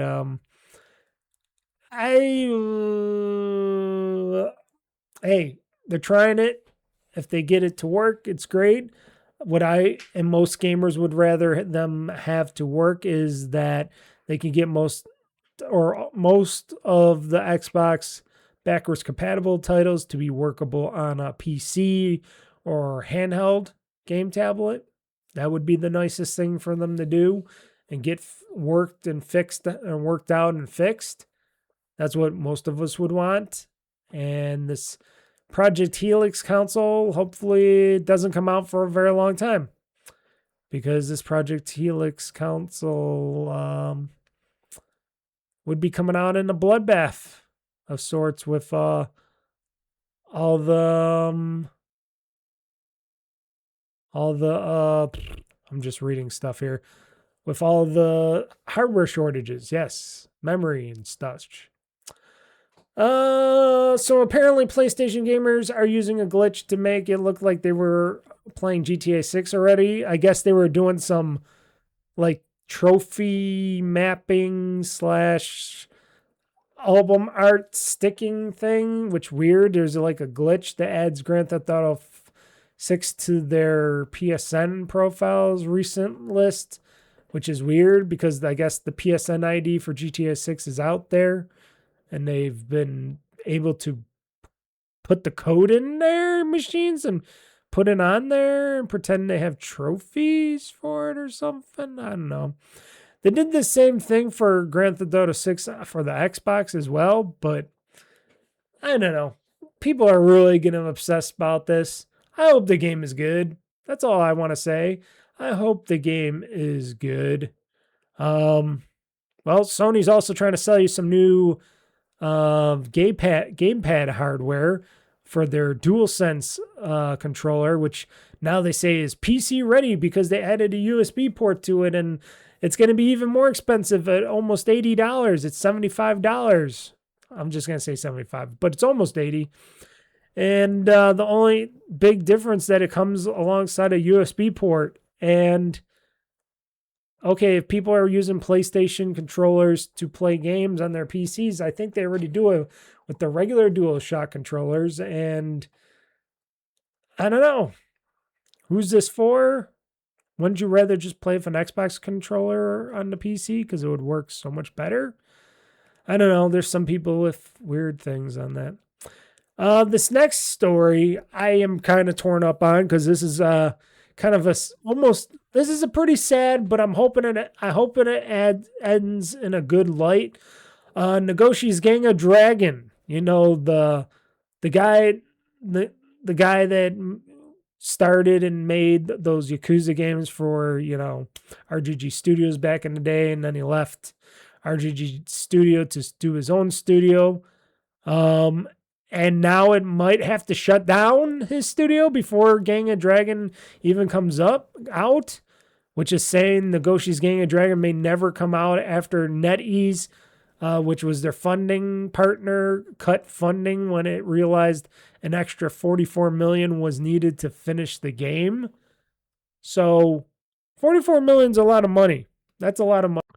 But in the world of games like these types of games, especially what he was trying to do for Gang of Dragon and how it looked and felt and all that, and how it's probably going or how it could be looking and going, those games aren't cheap, and they look amazing, but I guess NetEase did not want to put in that much more extra money. So apparently Yakuza creator Toshihiro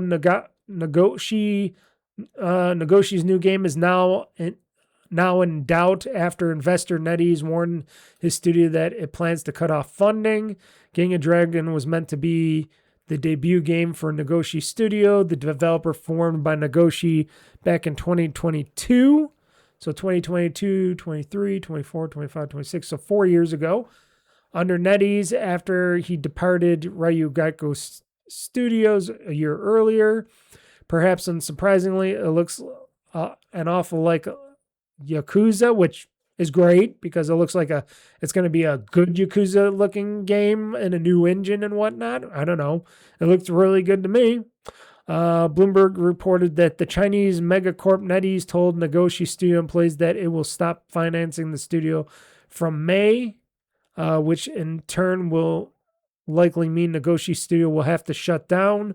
NetEase is currently in the process of cutting its video game investments, which have already led to studio closures and layoffs. Now, if you don't know NetEase, they're a Chinese investment company, and all these Chinese investment companies have been pulling funding for a lot of stuff. And frankly, this is why you shouldn't have, investors being like. Unfortunately, this is going to sound racist, being from China. I don't think you should let the Chinese. Now, if it was like a Saudi kind of group and they were backing this, I'm sure they would back it all the way through because they want to see what their investments would bring them game-wise, if it's sold or not. Hopefully it would sell Gamebusters. Yeah, but $44.4 million to complete this game still is a lot of money. It is a lot of money. But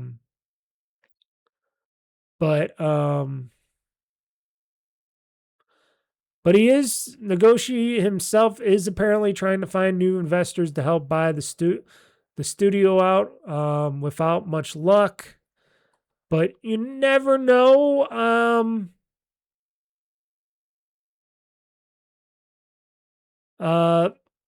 And a lot of people are saying, well, why do you want to start off with a big game when all these indie studios want to do these big games? Because that's what usually people want, big games. But I don't know. I am hoping that somebody like a Sony, and I hate to say Sony because if it goes to Sony's platform, maybe I'd never see it. But I would hope like a Sony or a Microsoft or somebody might come in and maybe fund the rest of the game, the studio. I know Microsoft's been cutting studios for that reason, and they don't want to fund rest of games and stuff like that. But I don't know, maybe somebody will want to take up the reins and help out. Or I would say maybe try to do a GoFundMe or Patreon or something, maybe.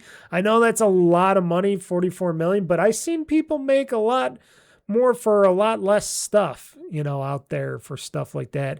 And nowadays, even though it's 44.4 million or 40, I'll just go around it to 45. Even though 45 million is a lot of money, nowadays it's not that much money. It's like, okay, it's a lot of money, but it's not. You know what I mean? Maybe Elon Musk should fund this studio. What is he doing with all his billions of dollars that he doesn't use? Come on, Elon, help out a Japanese brother. Help out Nagoshi. Help him fund his studio, or help him buy out or fund his studio and let him make this game. You're a gamer. If I, Mr. Mike, had billions in the bank right now. Not just millions, but billions in the bank. And I was looking at this story. I'd probably call up Nagoshi myself and just say, hey, if I make my money back or not, I want to see you guys succeed. I want to see this game succeed. Here's 45 mil right here. Little drop in the bucket for me. Add me to the ownership of the studio. Make me a co-owner or whatever. Keep making this game. I want to see if we can make some money back from it. I want to see if I can play this game. I don't know. It's really sad though. But I hope somebody out there sees it that way. Some billionaire, some Elon Musk, somebody help him out, help a brother out. Because those, like I said, he was the creator of Yakuza. And he did a really good job with the Yakuza franchise, up to date before he left and made his own studio. And this Gang of Dragon looked really, really, really good to me. I'm like, ooh, this is a Yakuza-like game. This is taking the Yakuza style and making it better now and using new tech and all that stuff. And I want to see this game happen. It would be a very sad shame if we never see what this game is like and it never sees the light of day.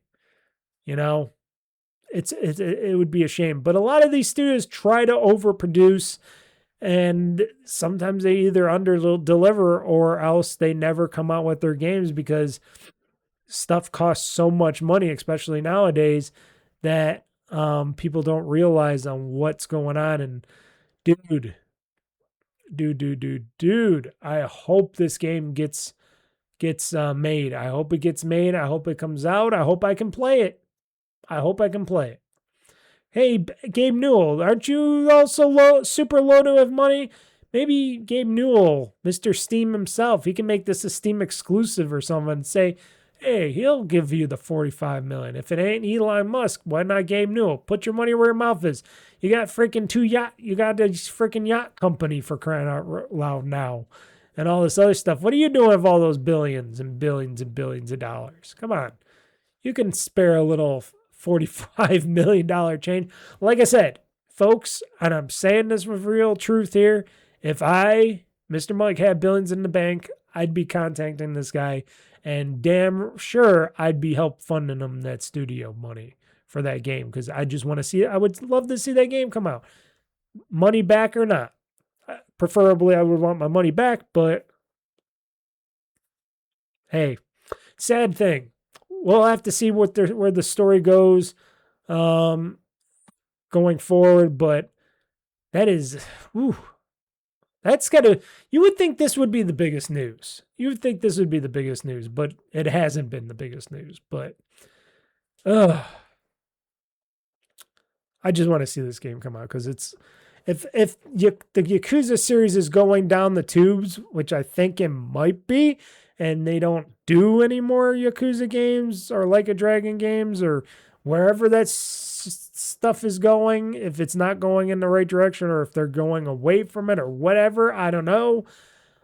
This would be my replacement. If this Gang of Dragon game came out, it would be like a replacement for that. Because I know this guy could do it because he's done them. He's done them very, very much, a lot. You know who else could have used some more money? This what is it called? Myrant? Is that what they're called? What's called Myrant?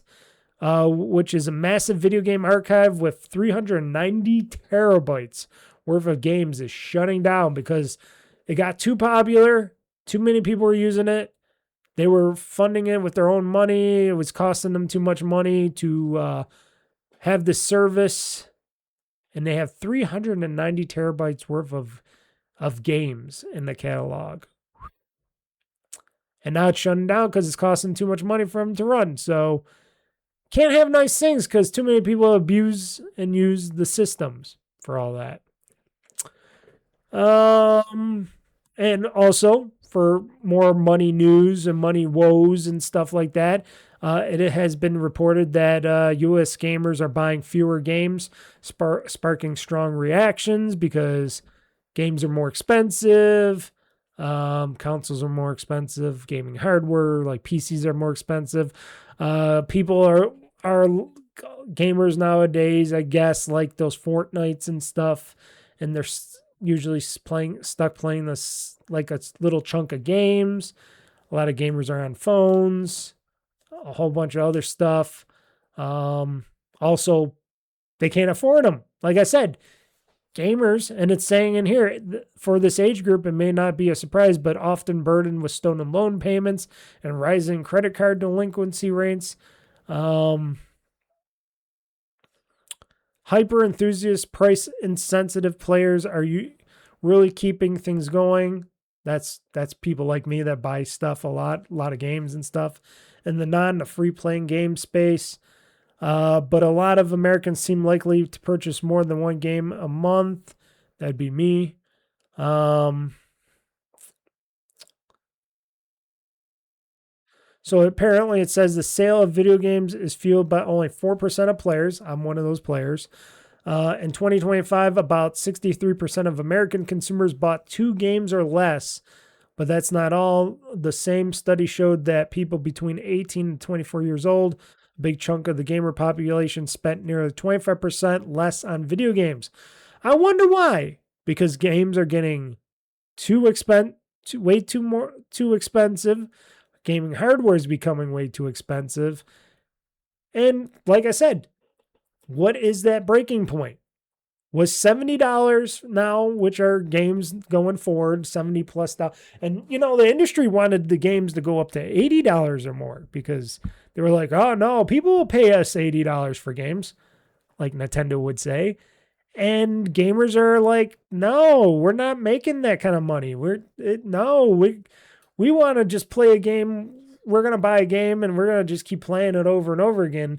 And I don't know if these gamers just are not into, and I don't know if this represents like sales, because there are a lot of game sales out there. And I don't know if that represents game sales in general, but, you would think more of these gamers would be able to just buy like a single piece of hardware, either it be a console or a PC or something, and then wait for game sales to go on and get these digital games from sales and stuff. It seems like they don't even do that and wait for games to go on sale to buy them and play them. But I don't even know if that is included in their data. Maybe they're just talking about new games and stuff like that, because I don't even buy new games. Most of my games I get are from Game Pass, or I wait for a sale or something to get games. And then there's that rare occasion like a Final Fantasy VII Remake, not Rebirth, but Remake, but also Rebirth because I pre-ordered Rebirth, or a Life is Strange reunion and stuff that I pre-ordered for that game as well. I will tend to pre-order for games that I'm very interested in that are also on a place or a platform that I do want to play them on. So it tends to work out that way. But I understand a lot of people don't have that kind of income. They don't have my kind of income and stuff. I'm not rich, but I'm not poor either. I can afford to do gaming still. And I do wait for sales a lot of times for a lot of games, and I'll put them on my wish list and stuff. But yeah, it's not easy doing that. And these AAA games are getting more and more expensive to make all the time. They're looking beautiful, but they're costing more to make all the time. These companies are getting greedier and greedier. They're thinking they can charge even more money. And the whole thing, and I'm wondering, even for Grand Theft Auto, this Grand Theft Auto 6 coming out, I wonder how much just being Grand Theft Auto 6 is going to do for them. They spending billions of dollars on that game. I wonder how many people are going to buy that game at launch. I know I will. So that's one. I know a few other people that will, but for the rest of the majority, are they going to be willing to spend the money on that game? On the next Grand Theft Auto.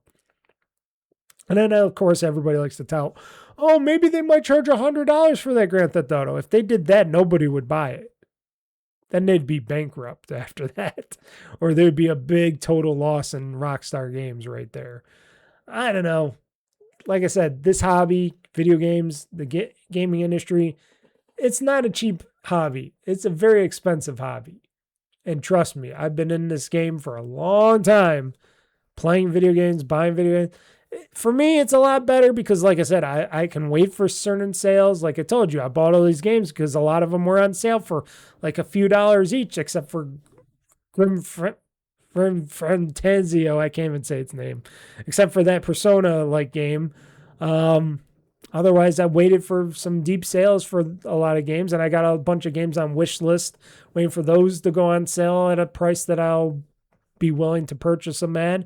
I got the hardware, I got the PC, I got the Xbox and the Xbox Raw Ally X, so I'm all hardwared up, and I spent a fortune on that stuff. So yeah, I'm in that special sweet spot for that stuff, but not everybody is, and it's sad because everybody should be enjoying these games and the stories that they tell. So sad times for gamers ahead. So Asus ROG Ally receives timely GPU's driver update despite rumors of the AMD Ryzen Z1 Extreme depreciation. New release follows recent speculation that driver support for some Windows 11 handhelds has ended. Like I said, Asus didn't really say this, but Asus still does update the driver, the GPU themselves. Now, AMD might not be doing that for the Ryzen Z1 Extreme chip or Ryzen Z1 chip, but it doesn't mean Asus can't do it.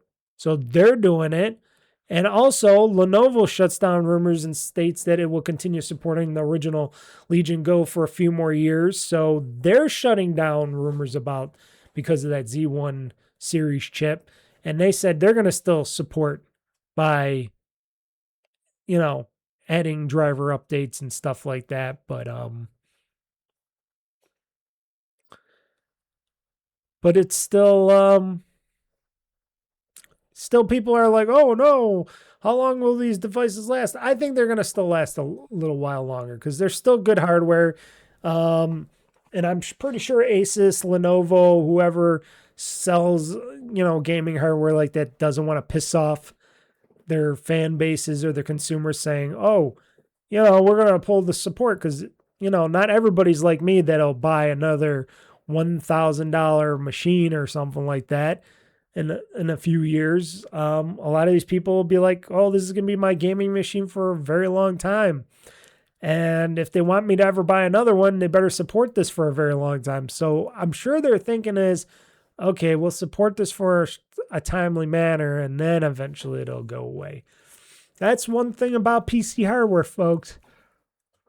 PC hardware, you gotta understand that support is always limited, and sometimes you gotta support it yourself, or else you gotta put up with the goods and the bads. Sometimes if the end of life support for like drivers and stuff, for graphics and stuff, for future games and stuff, maybe you just can't play those games on it. Or maybe you find somebody that wrote some third-party drivers or support for that type of game, and then you go to those shady sites and you get your driver updates and stuff.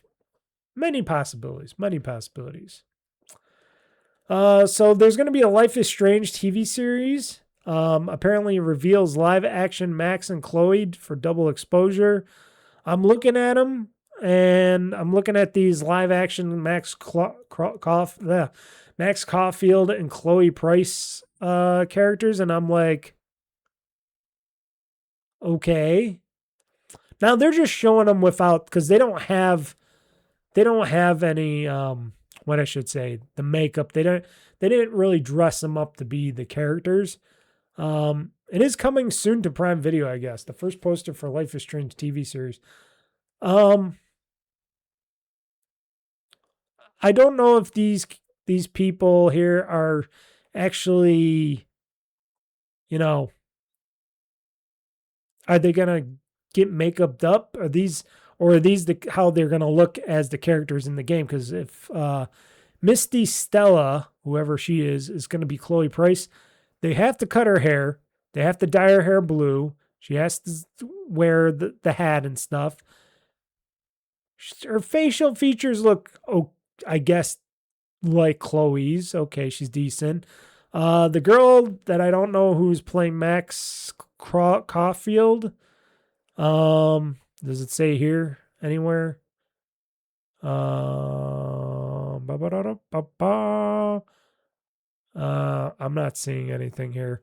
But the girl that plays Max Caulfield here that they're showing, she could look like her, but they also have to chop her hair up a little bit, make it shorter, and they got to do a few things with it. But she looks a little untanned. She might need a little more tanning. She looks a little too bright. I don't know. I will see this because it's on Prime Video, and of course I'm gonna be, I have Prime Video, so like it or not, I'll watch these. It's just like how that God of War series and everything, and people were complaining about that. If they can make these people look like the characters, I will be fine on that. And if they can do the good storytelling that Life is Strange does, I will watch this. I will watch this. But gotta wait and see.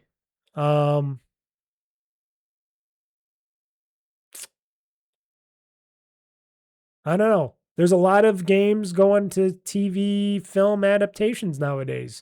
Again, before it was like, oh, we're going to make these in the movies. And then everybody shied away from it and nobody wanted to make games in the movies. And then now all of a sudden, after, Fallout and a few others and Last of Us, people are trying to get back into turning games into film and TV franchises, especially Amazon.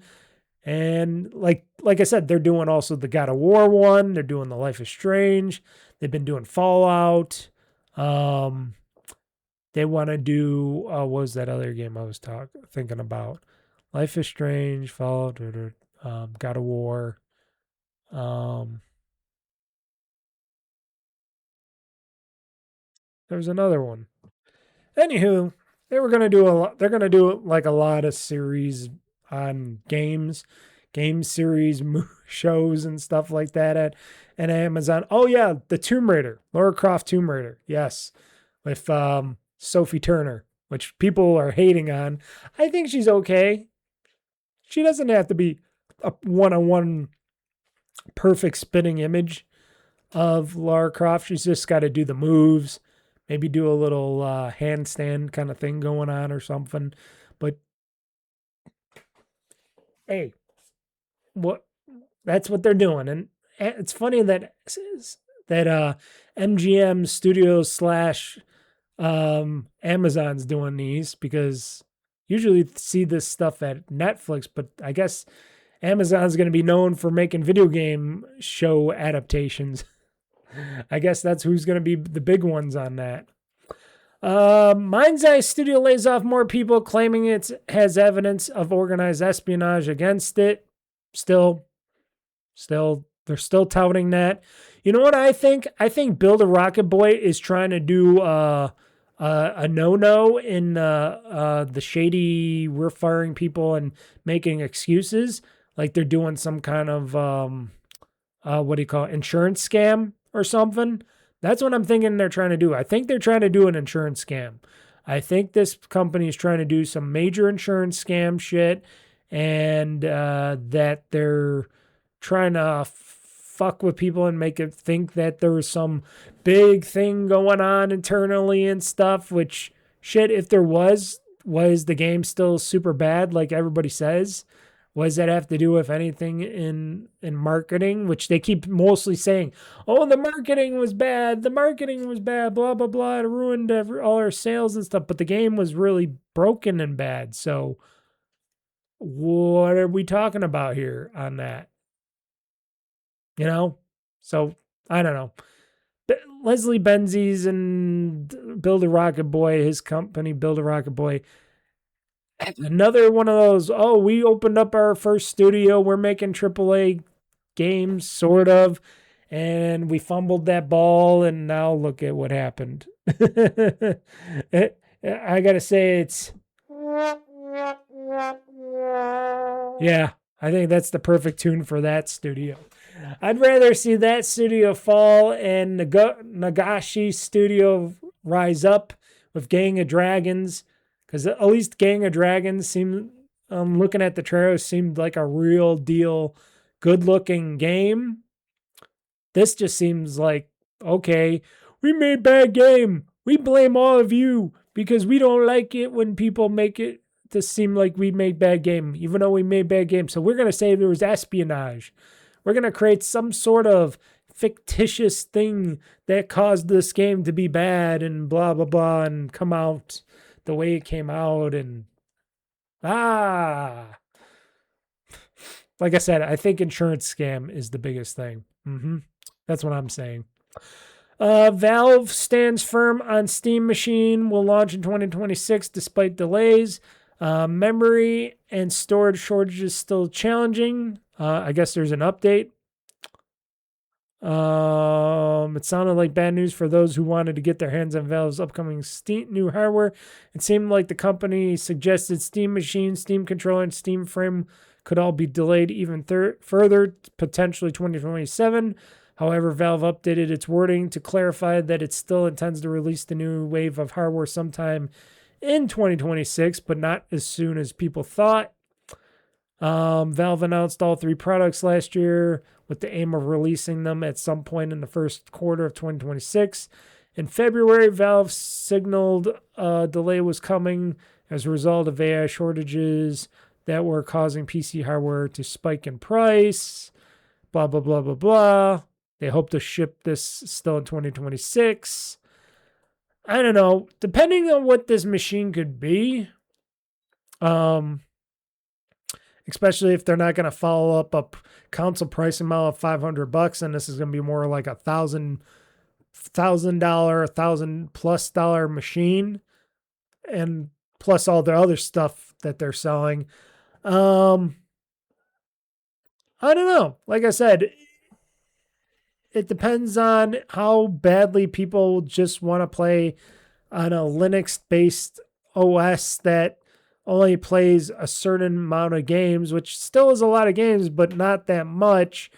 I'd rather just own a Windows-based PC. I know people hate Windows and they're like, oh, it's too complicated, which I'm like, just learn. Just learn. It's not that complicated. I've been using Windows since 3.1. I think Windows 11 is just fine. It runs fine. I do all this crazy stuff on mine, and I get it to run beautifully for everything, which is a remarkable sign. And, you know, Windows is on every bit of different hardware. So, yes, of course, there's going to be some fuck-ups along the way because supporting millions and millions of different things of hardware, that's some task. And I know the company's going in turmoil land with tons of bullshit and stuff like that, but still playing games on a PC, you need Windows going forward. You're still going to need Windows. Windows is still going to be the main absolute when gaming on a PC going forward. Unless if they do some major SteamOS breakthrough with that emulation software and stuff, and it can run those games flawlessly going forward. I doubt it. So, yeah, there you have it with that. I don't know. Plus, you can do so much more of a PC. You know, you could do, like I said, your office stuff, your work stuff, all this other stuff like I do. I do so many things with my PC. And that's why I play games on my PC and my ROG Ally X and stuff more than the console. Because it's like, I could do more with those devices than I can with a console. Or a Steam machine, which is locked down Linux and stuff like that. But I don't know. People will say what they got to say. And final news, Trump administration debating allowing Chinese company Tencent to keep its stakes in U.S. gaming companies such as Fortnite maker Epic and League developer Riot. And more. Because remember that one story, that earlier story about how, like I was just telling you, the funding leaving Nagoshi Studio and stuff. That wasn't Tencent, but that was one of those Chinese companies, the NetEase. NetEase is a Chinese company, right? Let me double check here because I forget. I'm sure let's see here. Let's see here. Chinese company. I know I sound dumb. Yes, NetEase is a Chinese company. Yes. But a lot of these Chinese companies are backing out, coming. They're not always the best investors for stuff because they're so scared of their investments. And plus, don't forget, China and America aren't friends really too much right nowadays. So they're like, should we keep our money in? Should we keep our money out? And just like NetEase, they're pulling their money out quickly on this stuff instead of just going, yeah, we'll support you. We want to see what this game is like coming out. Hopefully, it makes some money back, unlike the Saudis, which will keep their money and stuff. And now you got Trump going and his administration going after Chinese companies investing in American companies because he wants American companies to be more American funded and owned and stuff, which makes sense. But that's the world we're living in. And sometimes things like this have been happening for so long now, it's hard to pull the plug on a lot of that stuff. But like I said, also, these Chinese companies aren't really doing well for these American companies. And they're, like he says, a potential security risk. I say a potential financial risk more than a security risk on this stuff. But hey, also, what do I know? What do I know?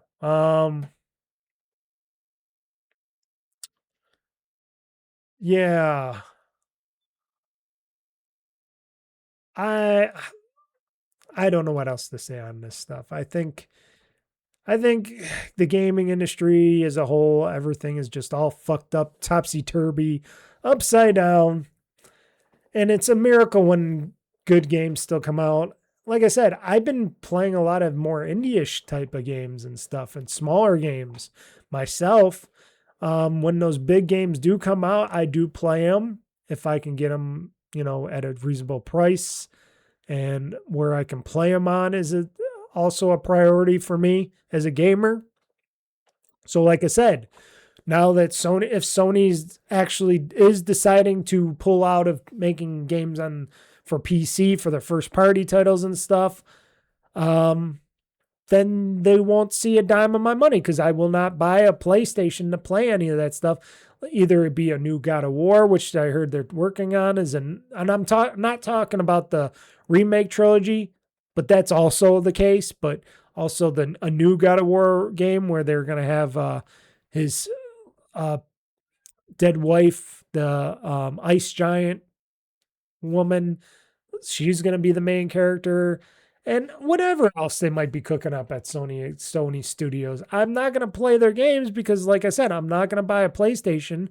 And in order for them to sell me on buying their PlayStation Studios types of title games, I would buy them on Steam because they're available on Steam. And I know they're not going to put them on the Xbox PC store, but they were at least available on Steam. That's why I bought Spider-Man 2 Miles Morales. That's why I'll probably buy Spider-Man 2. Even though it should be called 3 because the Miles Morales one was pretty much its own, but it's smaller. That's why I bought the Ratchet & Clank game and the Horizon Zero Dawn game on Steam because I'm like, these are games that, even though I don't own a PlayStation, I was interested in, and I will play those games eventually on Steam and stuff like that from Steam. And they got my money from that. But now, if they do pull out, they're not going to have my money. Just like the Chinese, I will pull my money out and they won't get my money. But the gaming industry is going topsy-turvy now. It is broken as hell.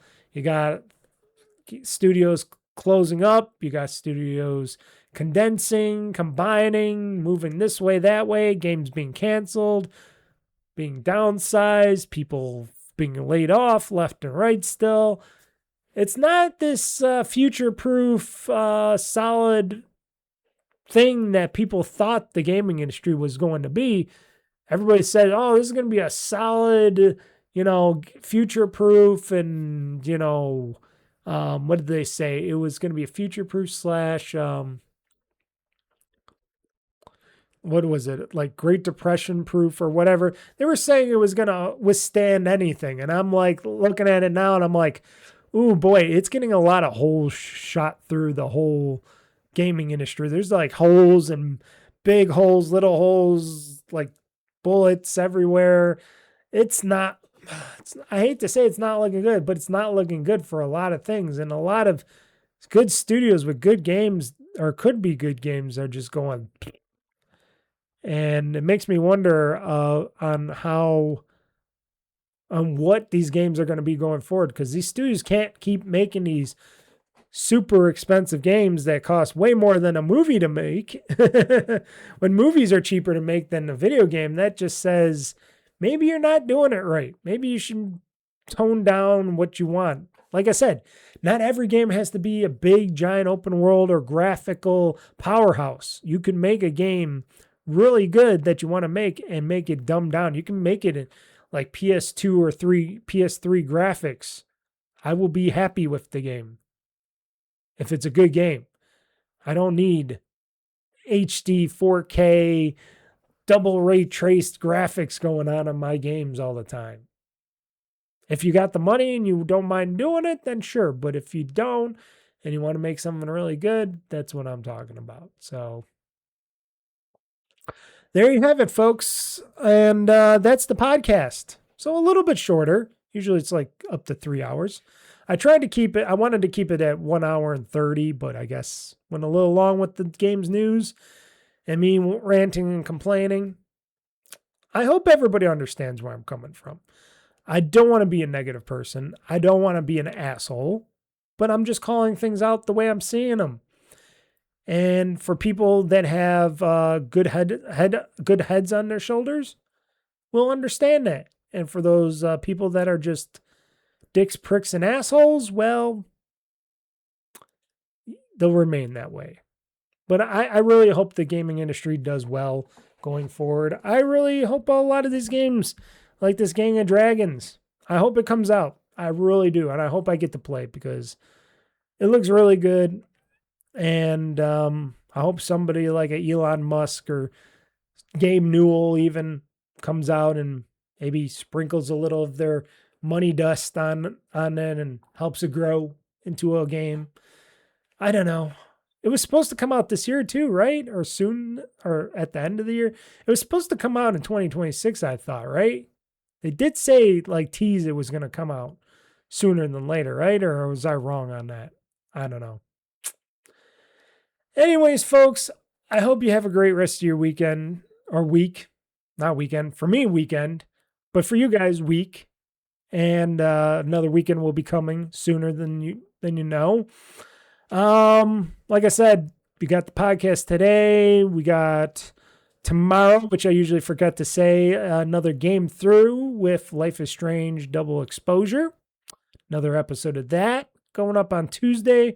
Wednesday, as I'm recording this, I haven't decided. I think it might be a Minecraft Mining Mayhem episode, but also I got a lot of Let's Plays I want to maybe make for certain games because there's a certain game I want to play, but that could be pushed to the following week because I was thinking maybe I should do 1 week of a Let's Play and another week of a Minecraft Mining Mayhem.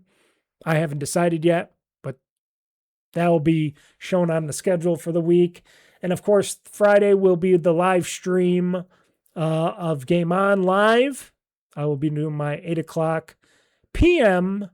Eastern Time live stream of GameOn Live, which you can watch on twitch.tv or youtube.tv or youtube.com/OldFreakyGamer-2023. Or you can go to OldFreakyGamer.com and you can go watch it there live, or you can go pick one of your two websites that you want to go on to watch it live at 8 p.m. Eastern, where I continue to play Final Fantasy VII Remake, not Rebirth, Remake, Intergrade, as I continue on with Chapter 11 going forward, because I thought there was only 14, but if there's going to be 18 chapters, I'm good. I'm good for a few more live streams with that game before I have to decide what am I going to stream next after that. But it's a great game. So anywho, folks, I am out of here. You guys have a great week. I already said that. And until next time, I am Mr. Mike saying game on, game hard, world conquest. I'm pushing this gaming button, and this show is now game over. So see ya.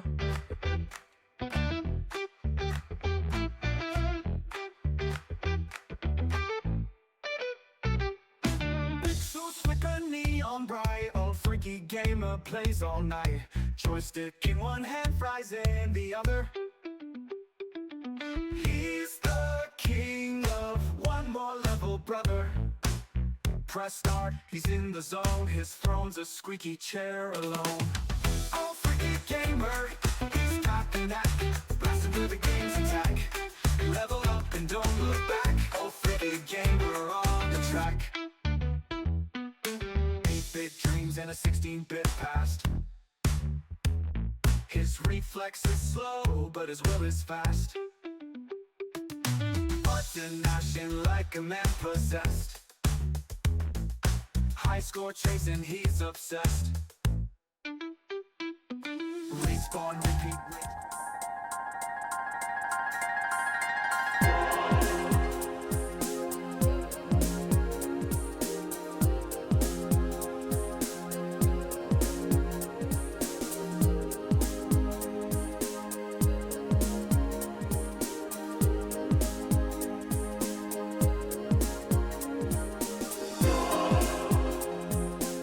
Game over.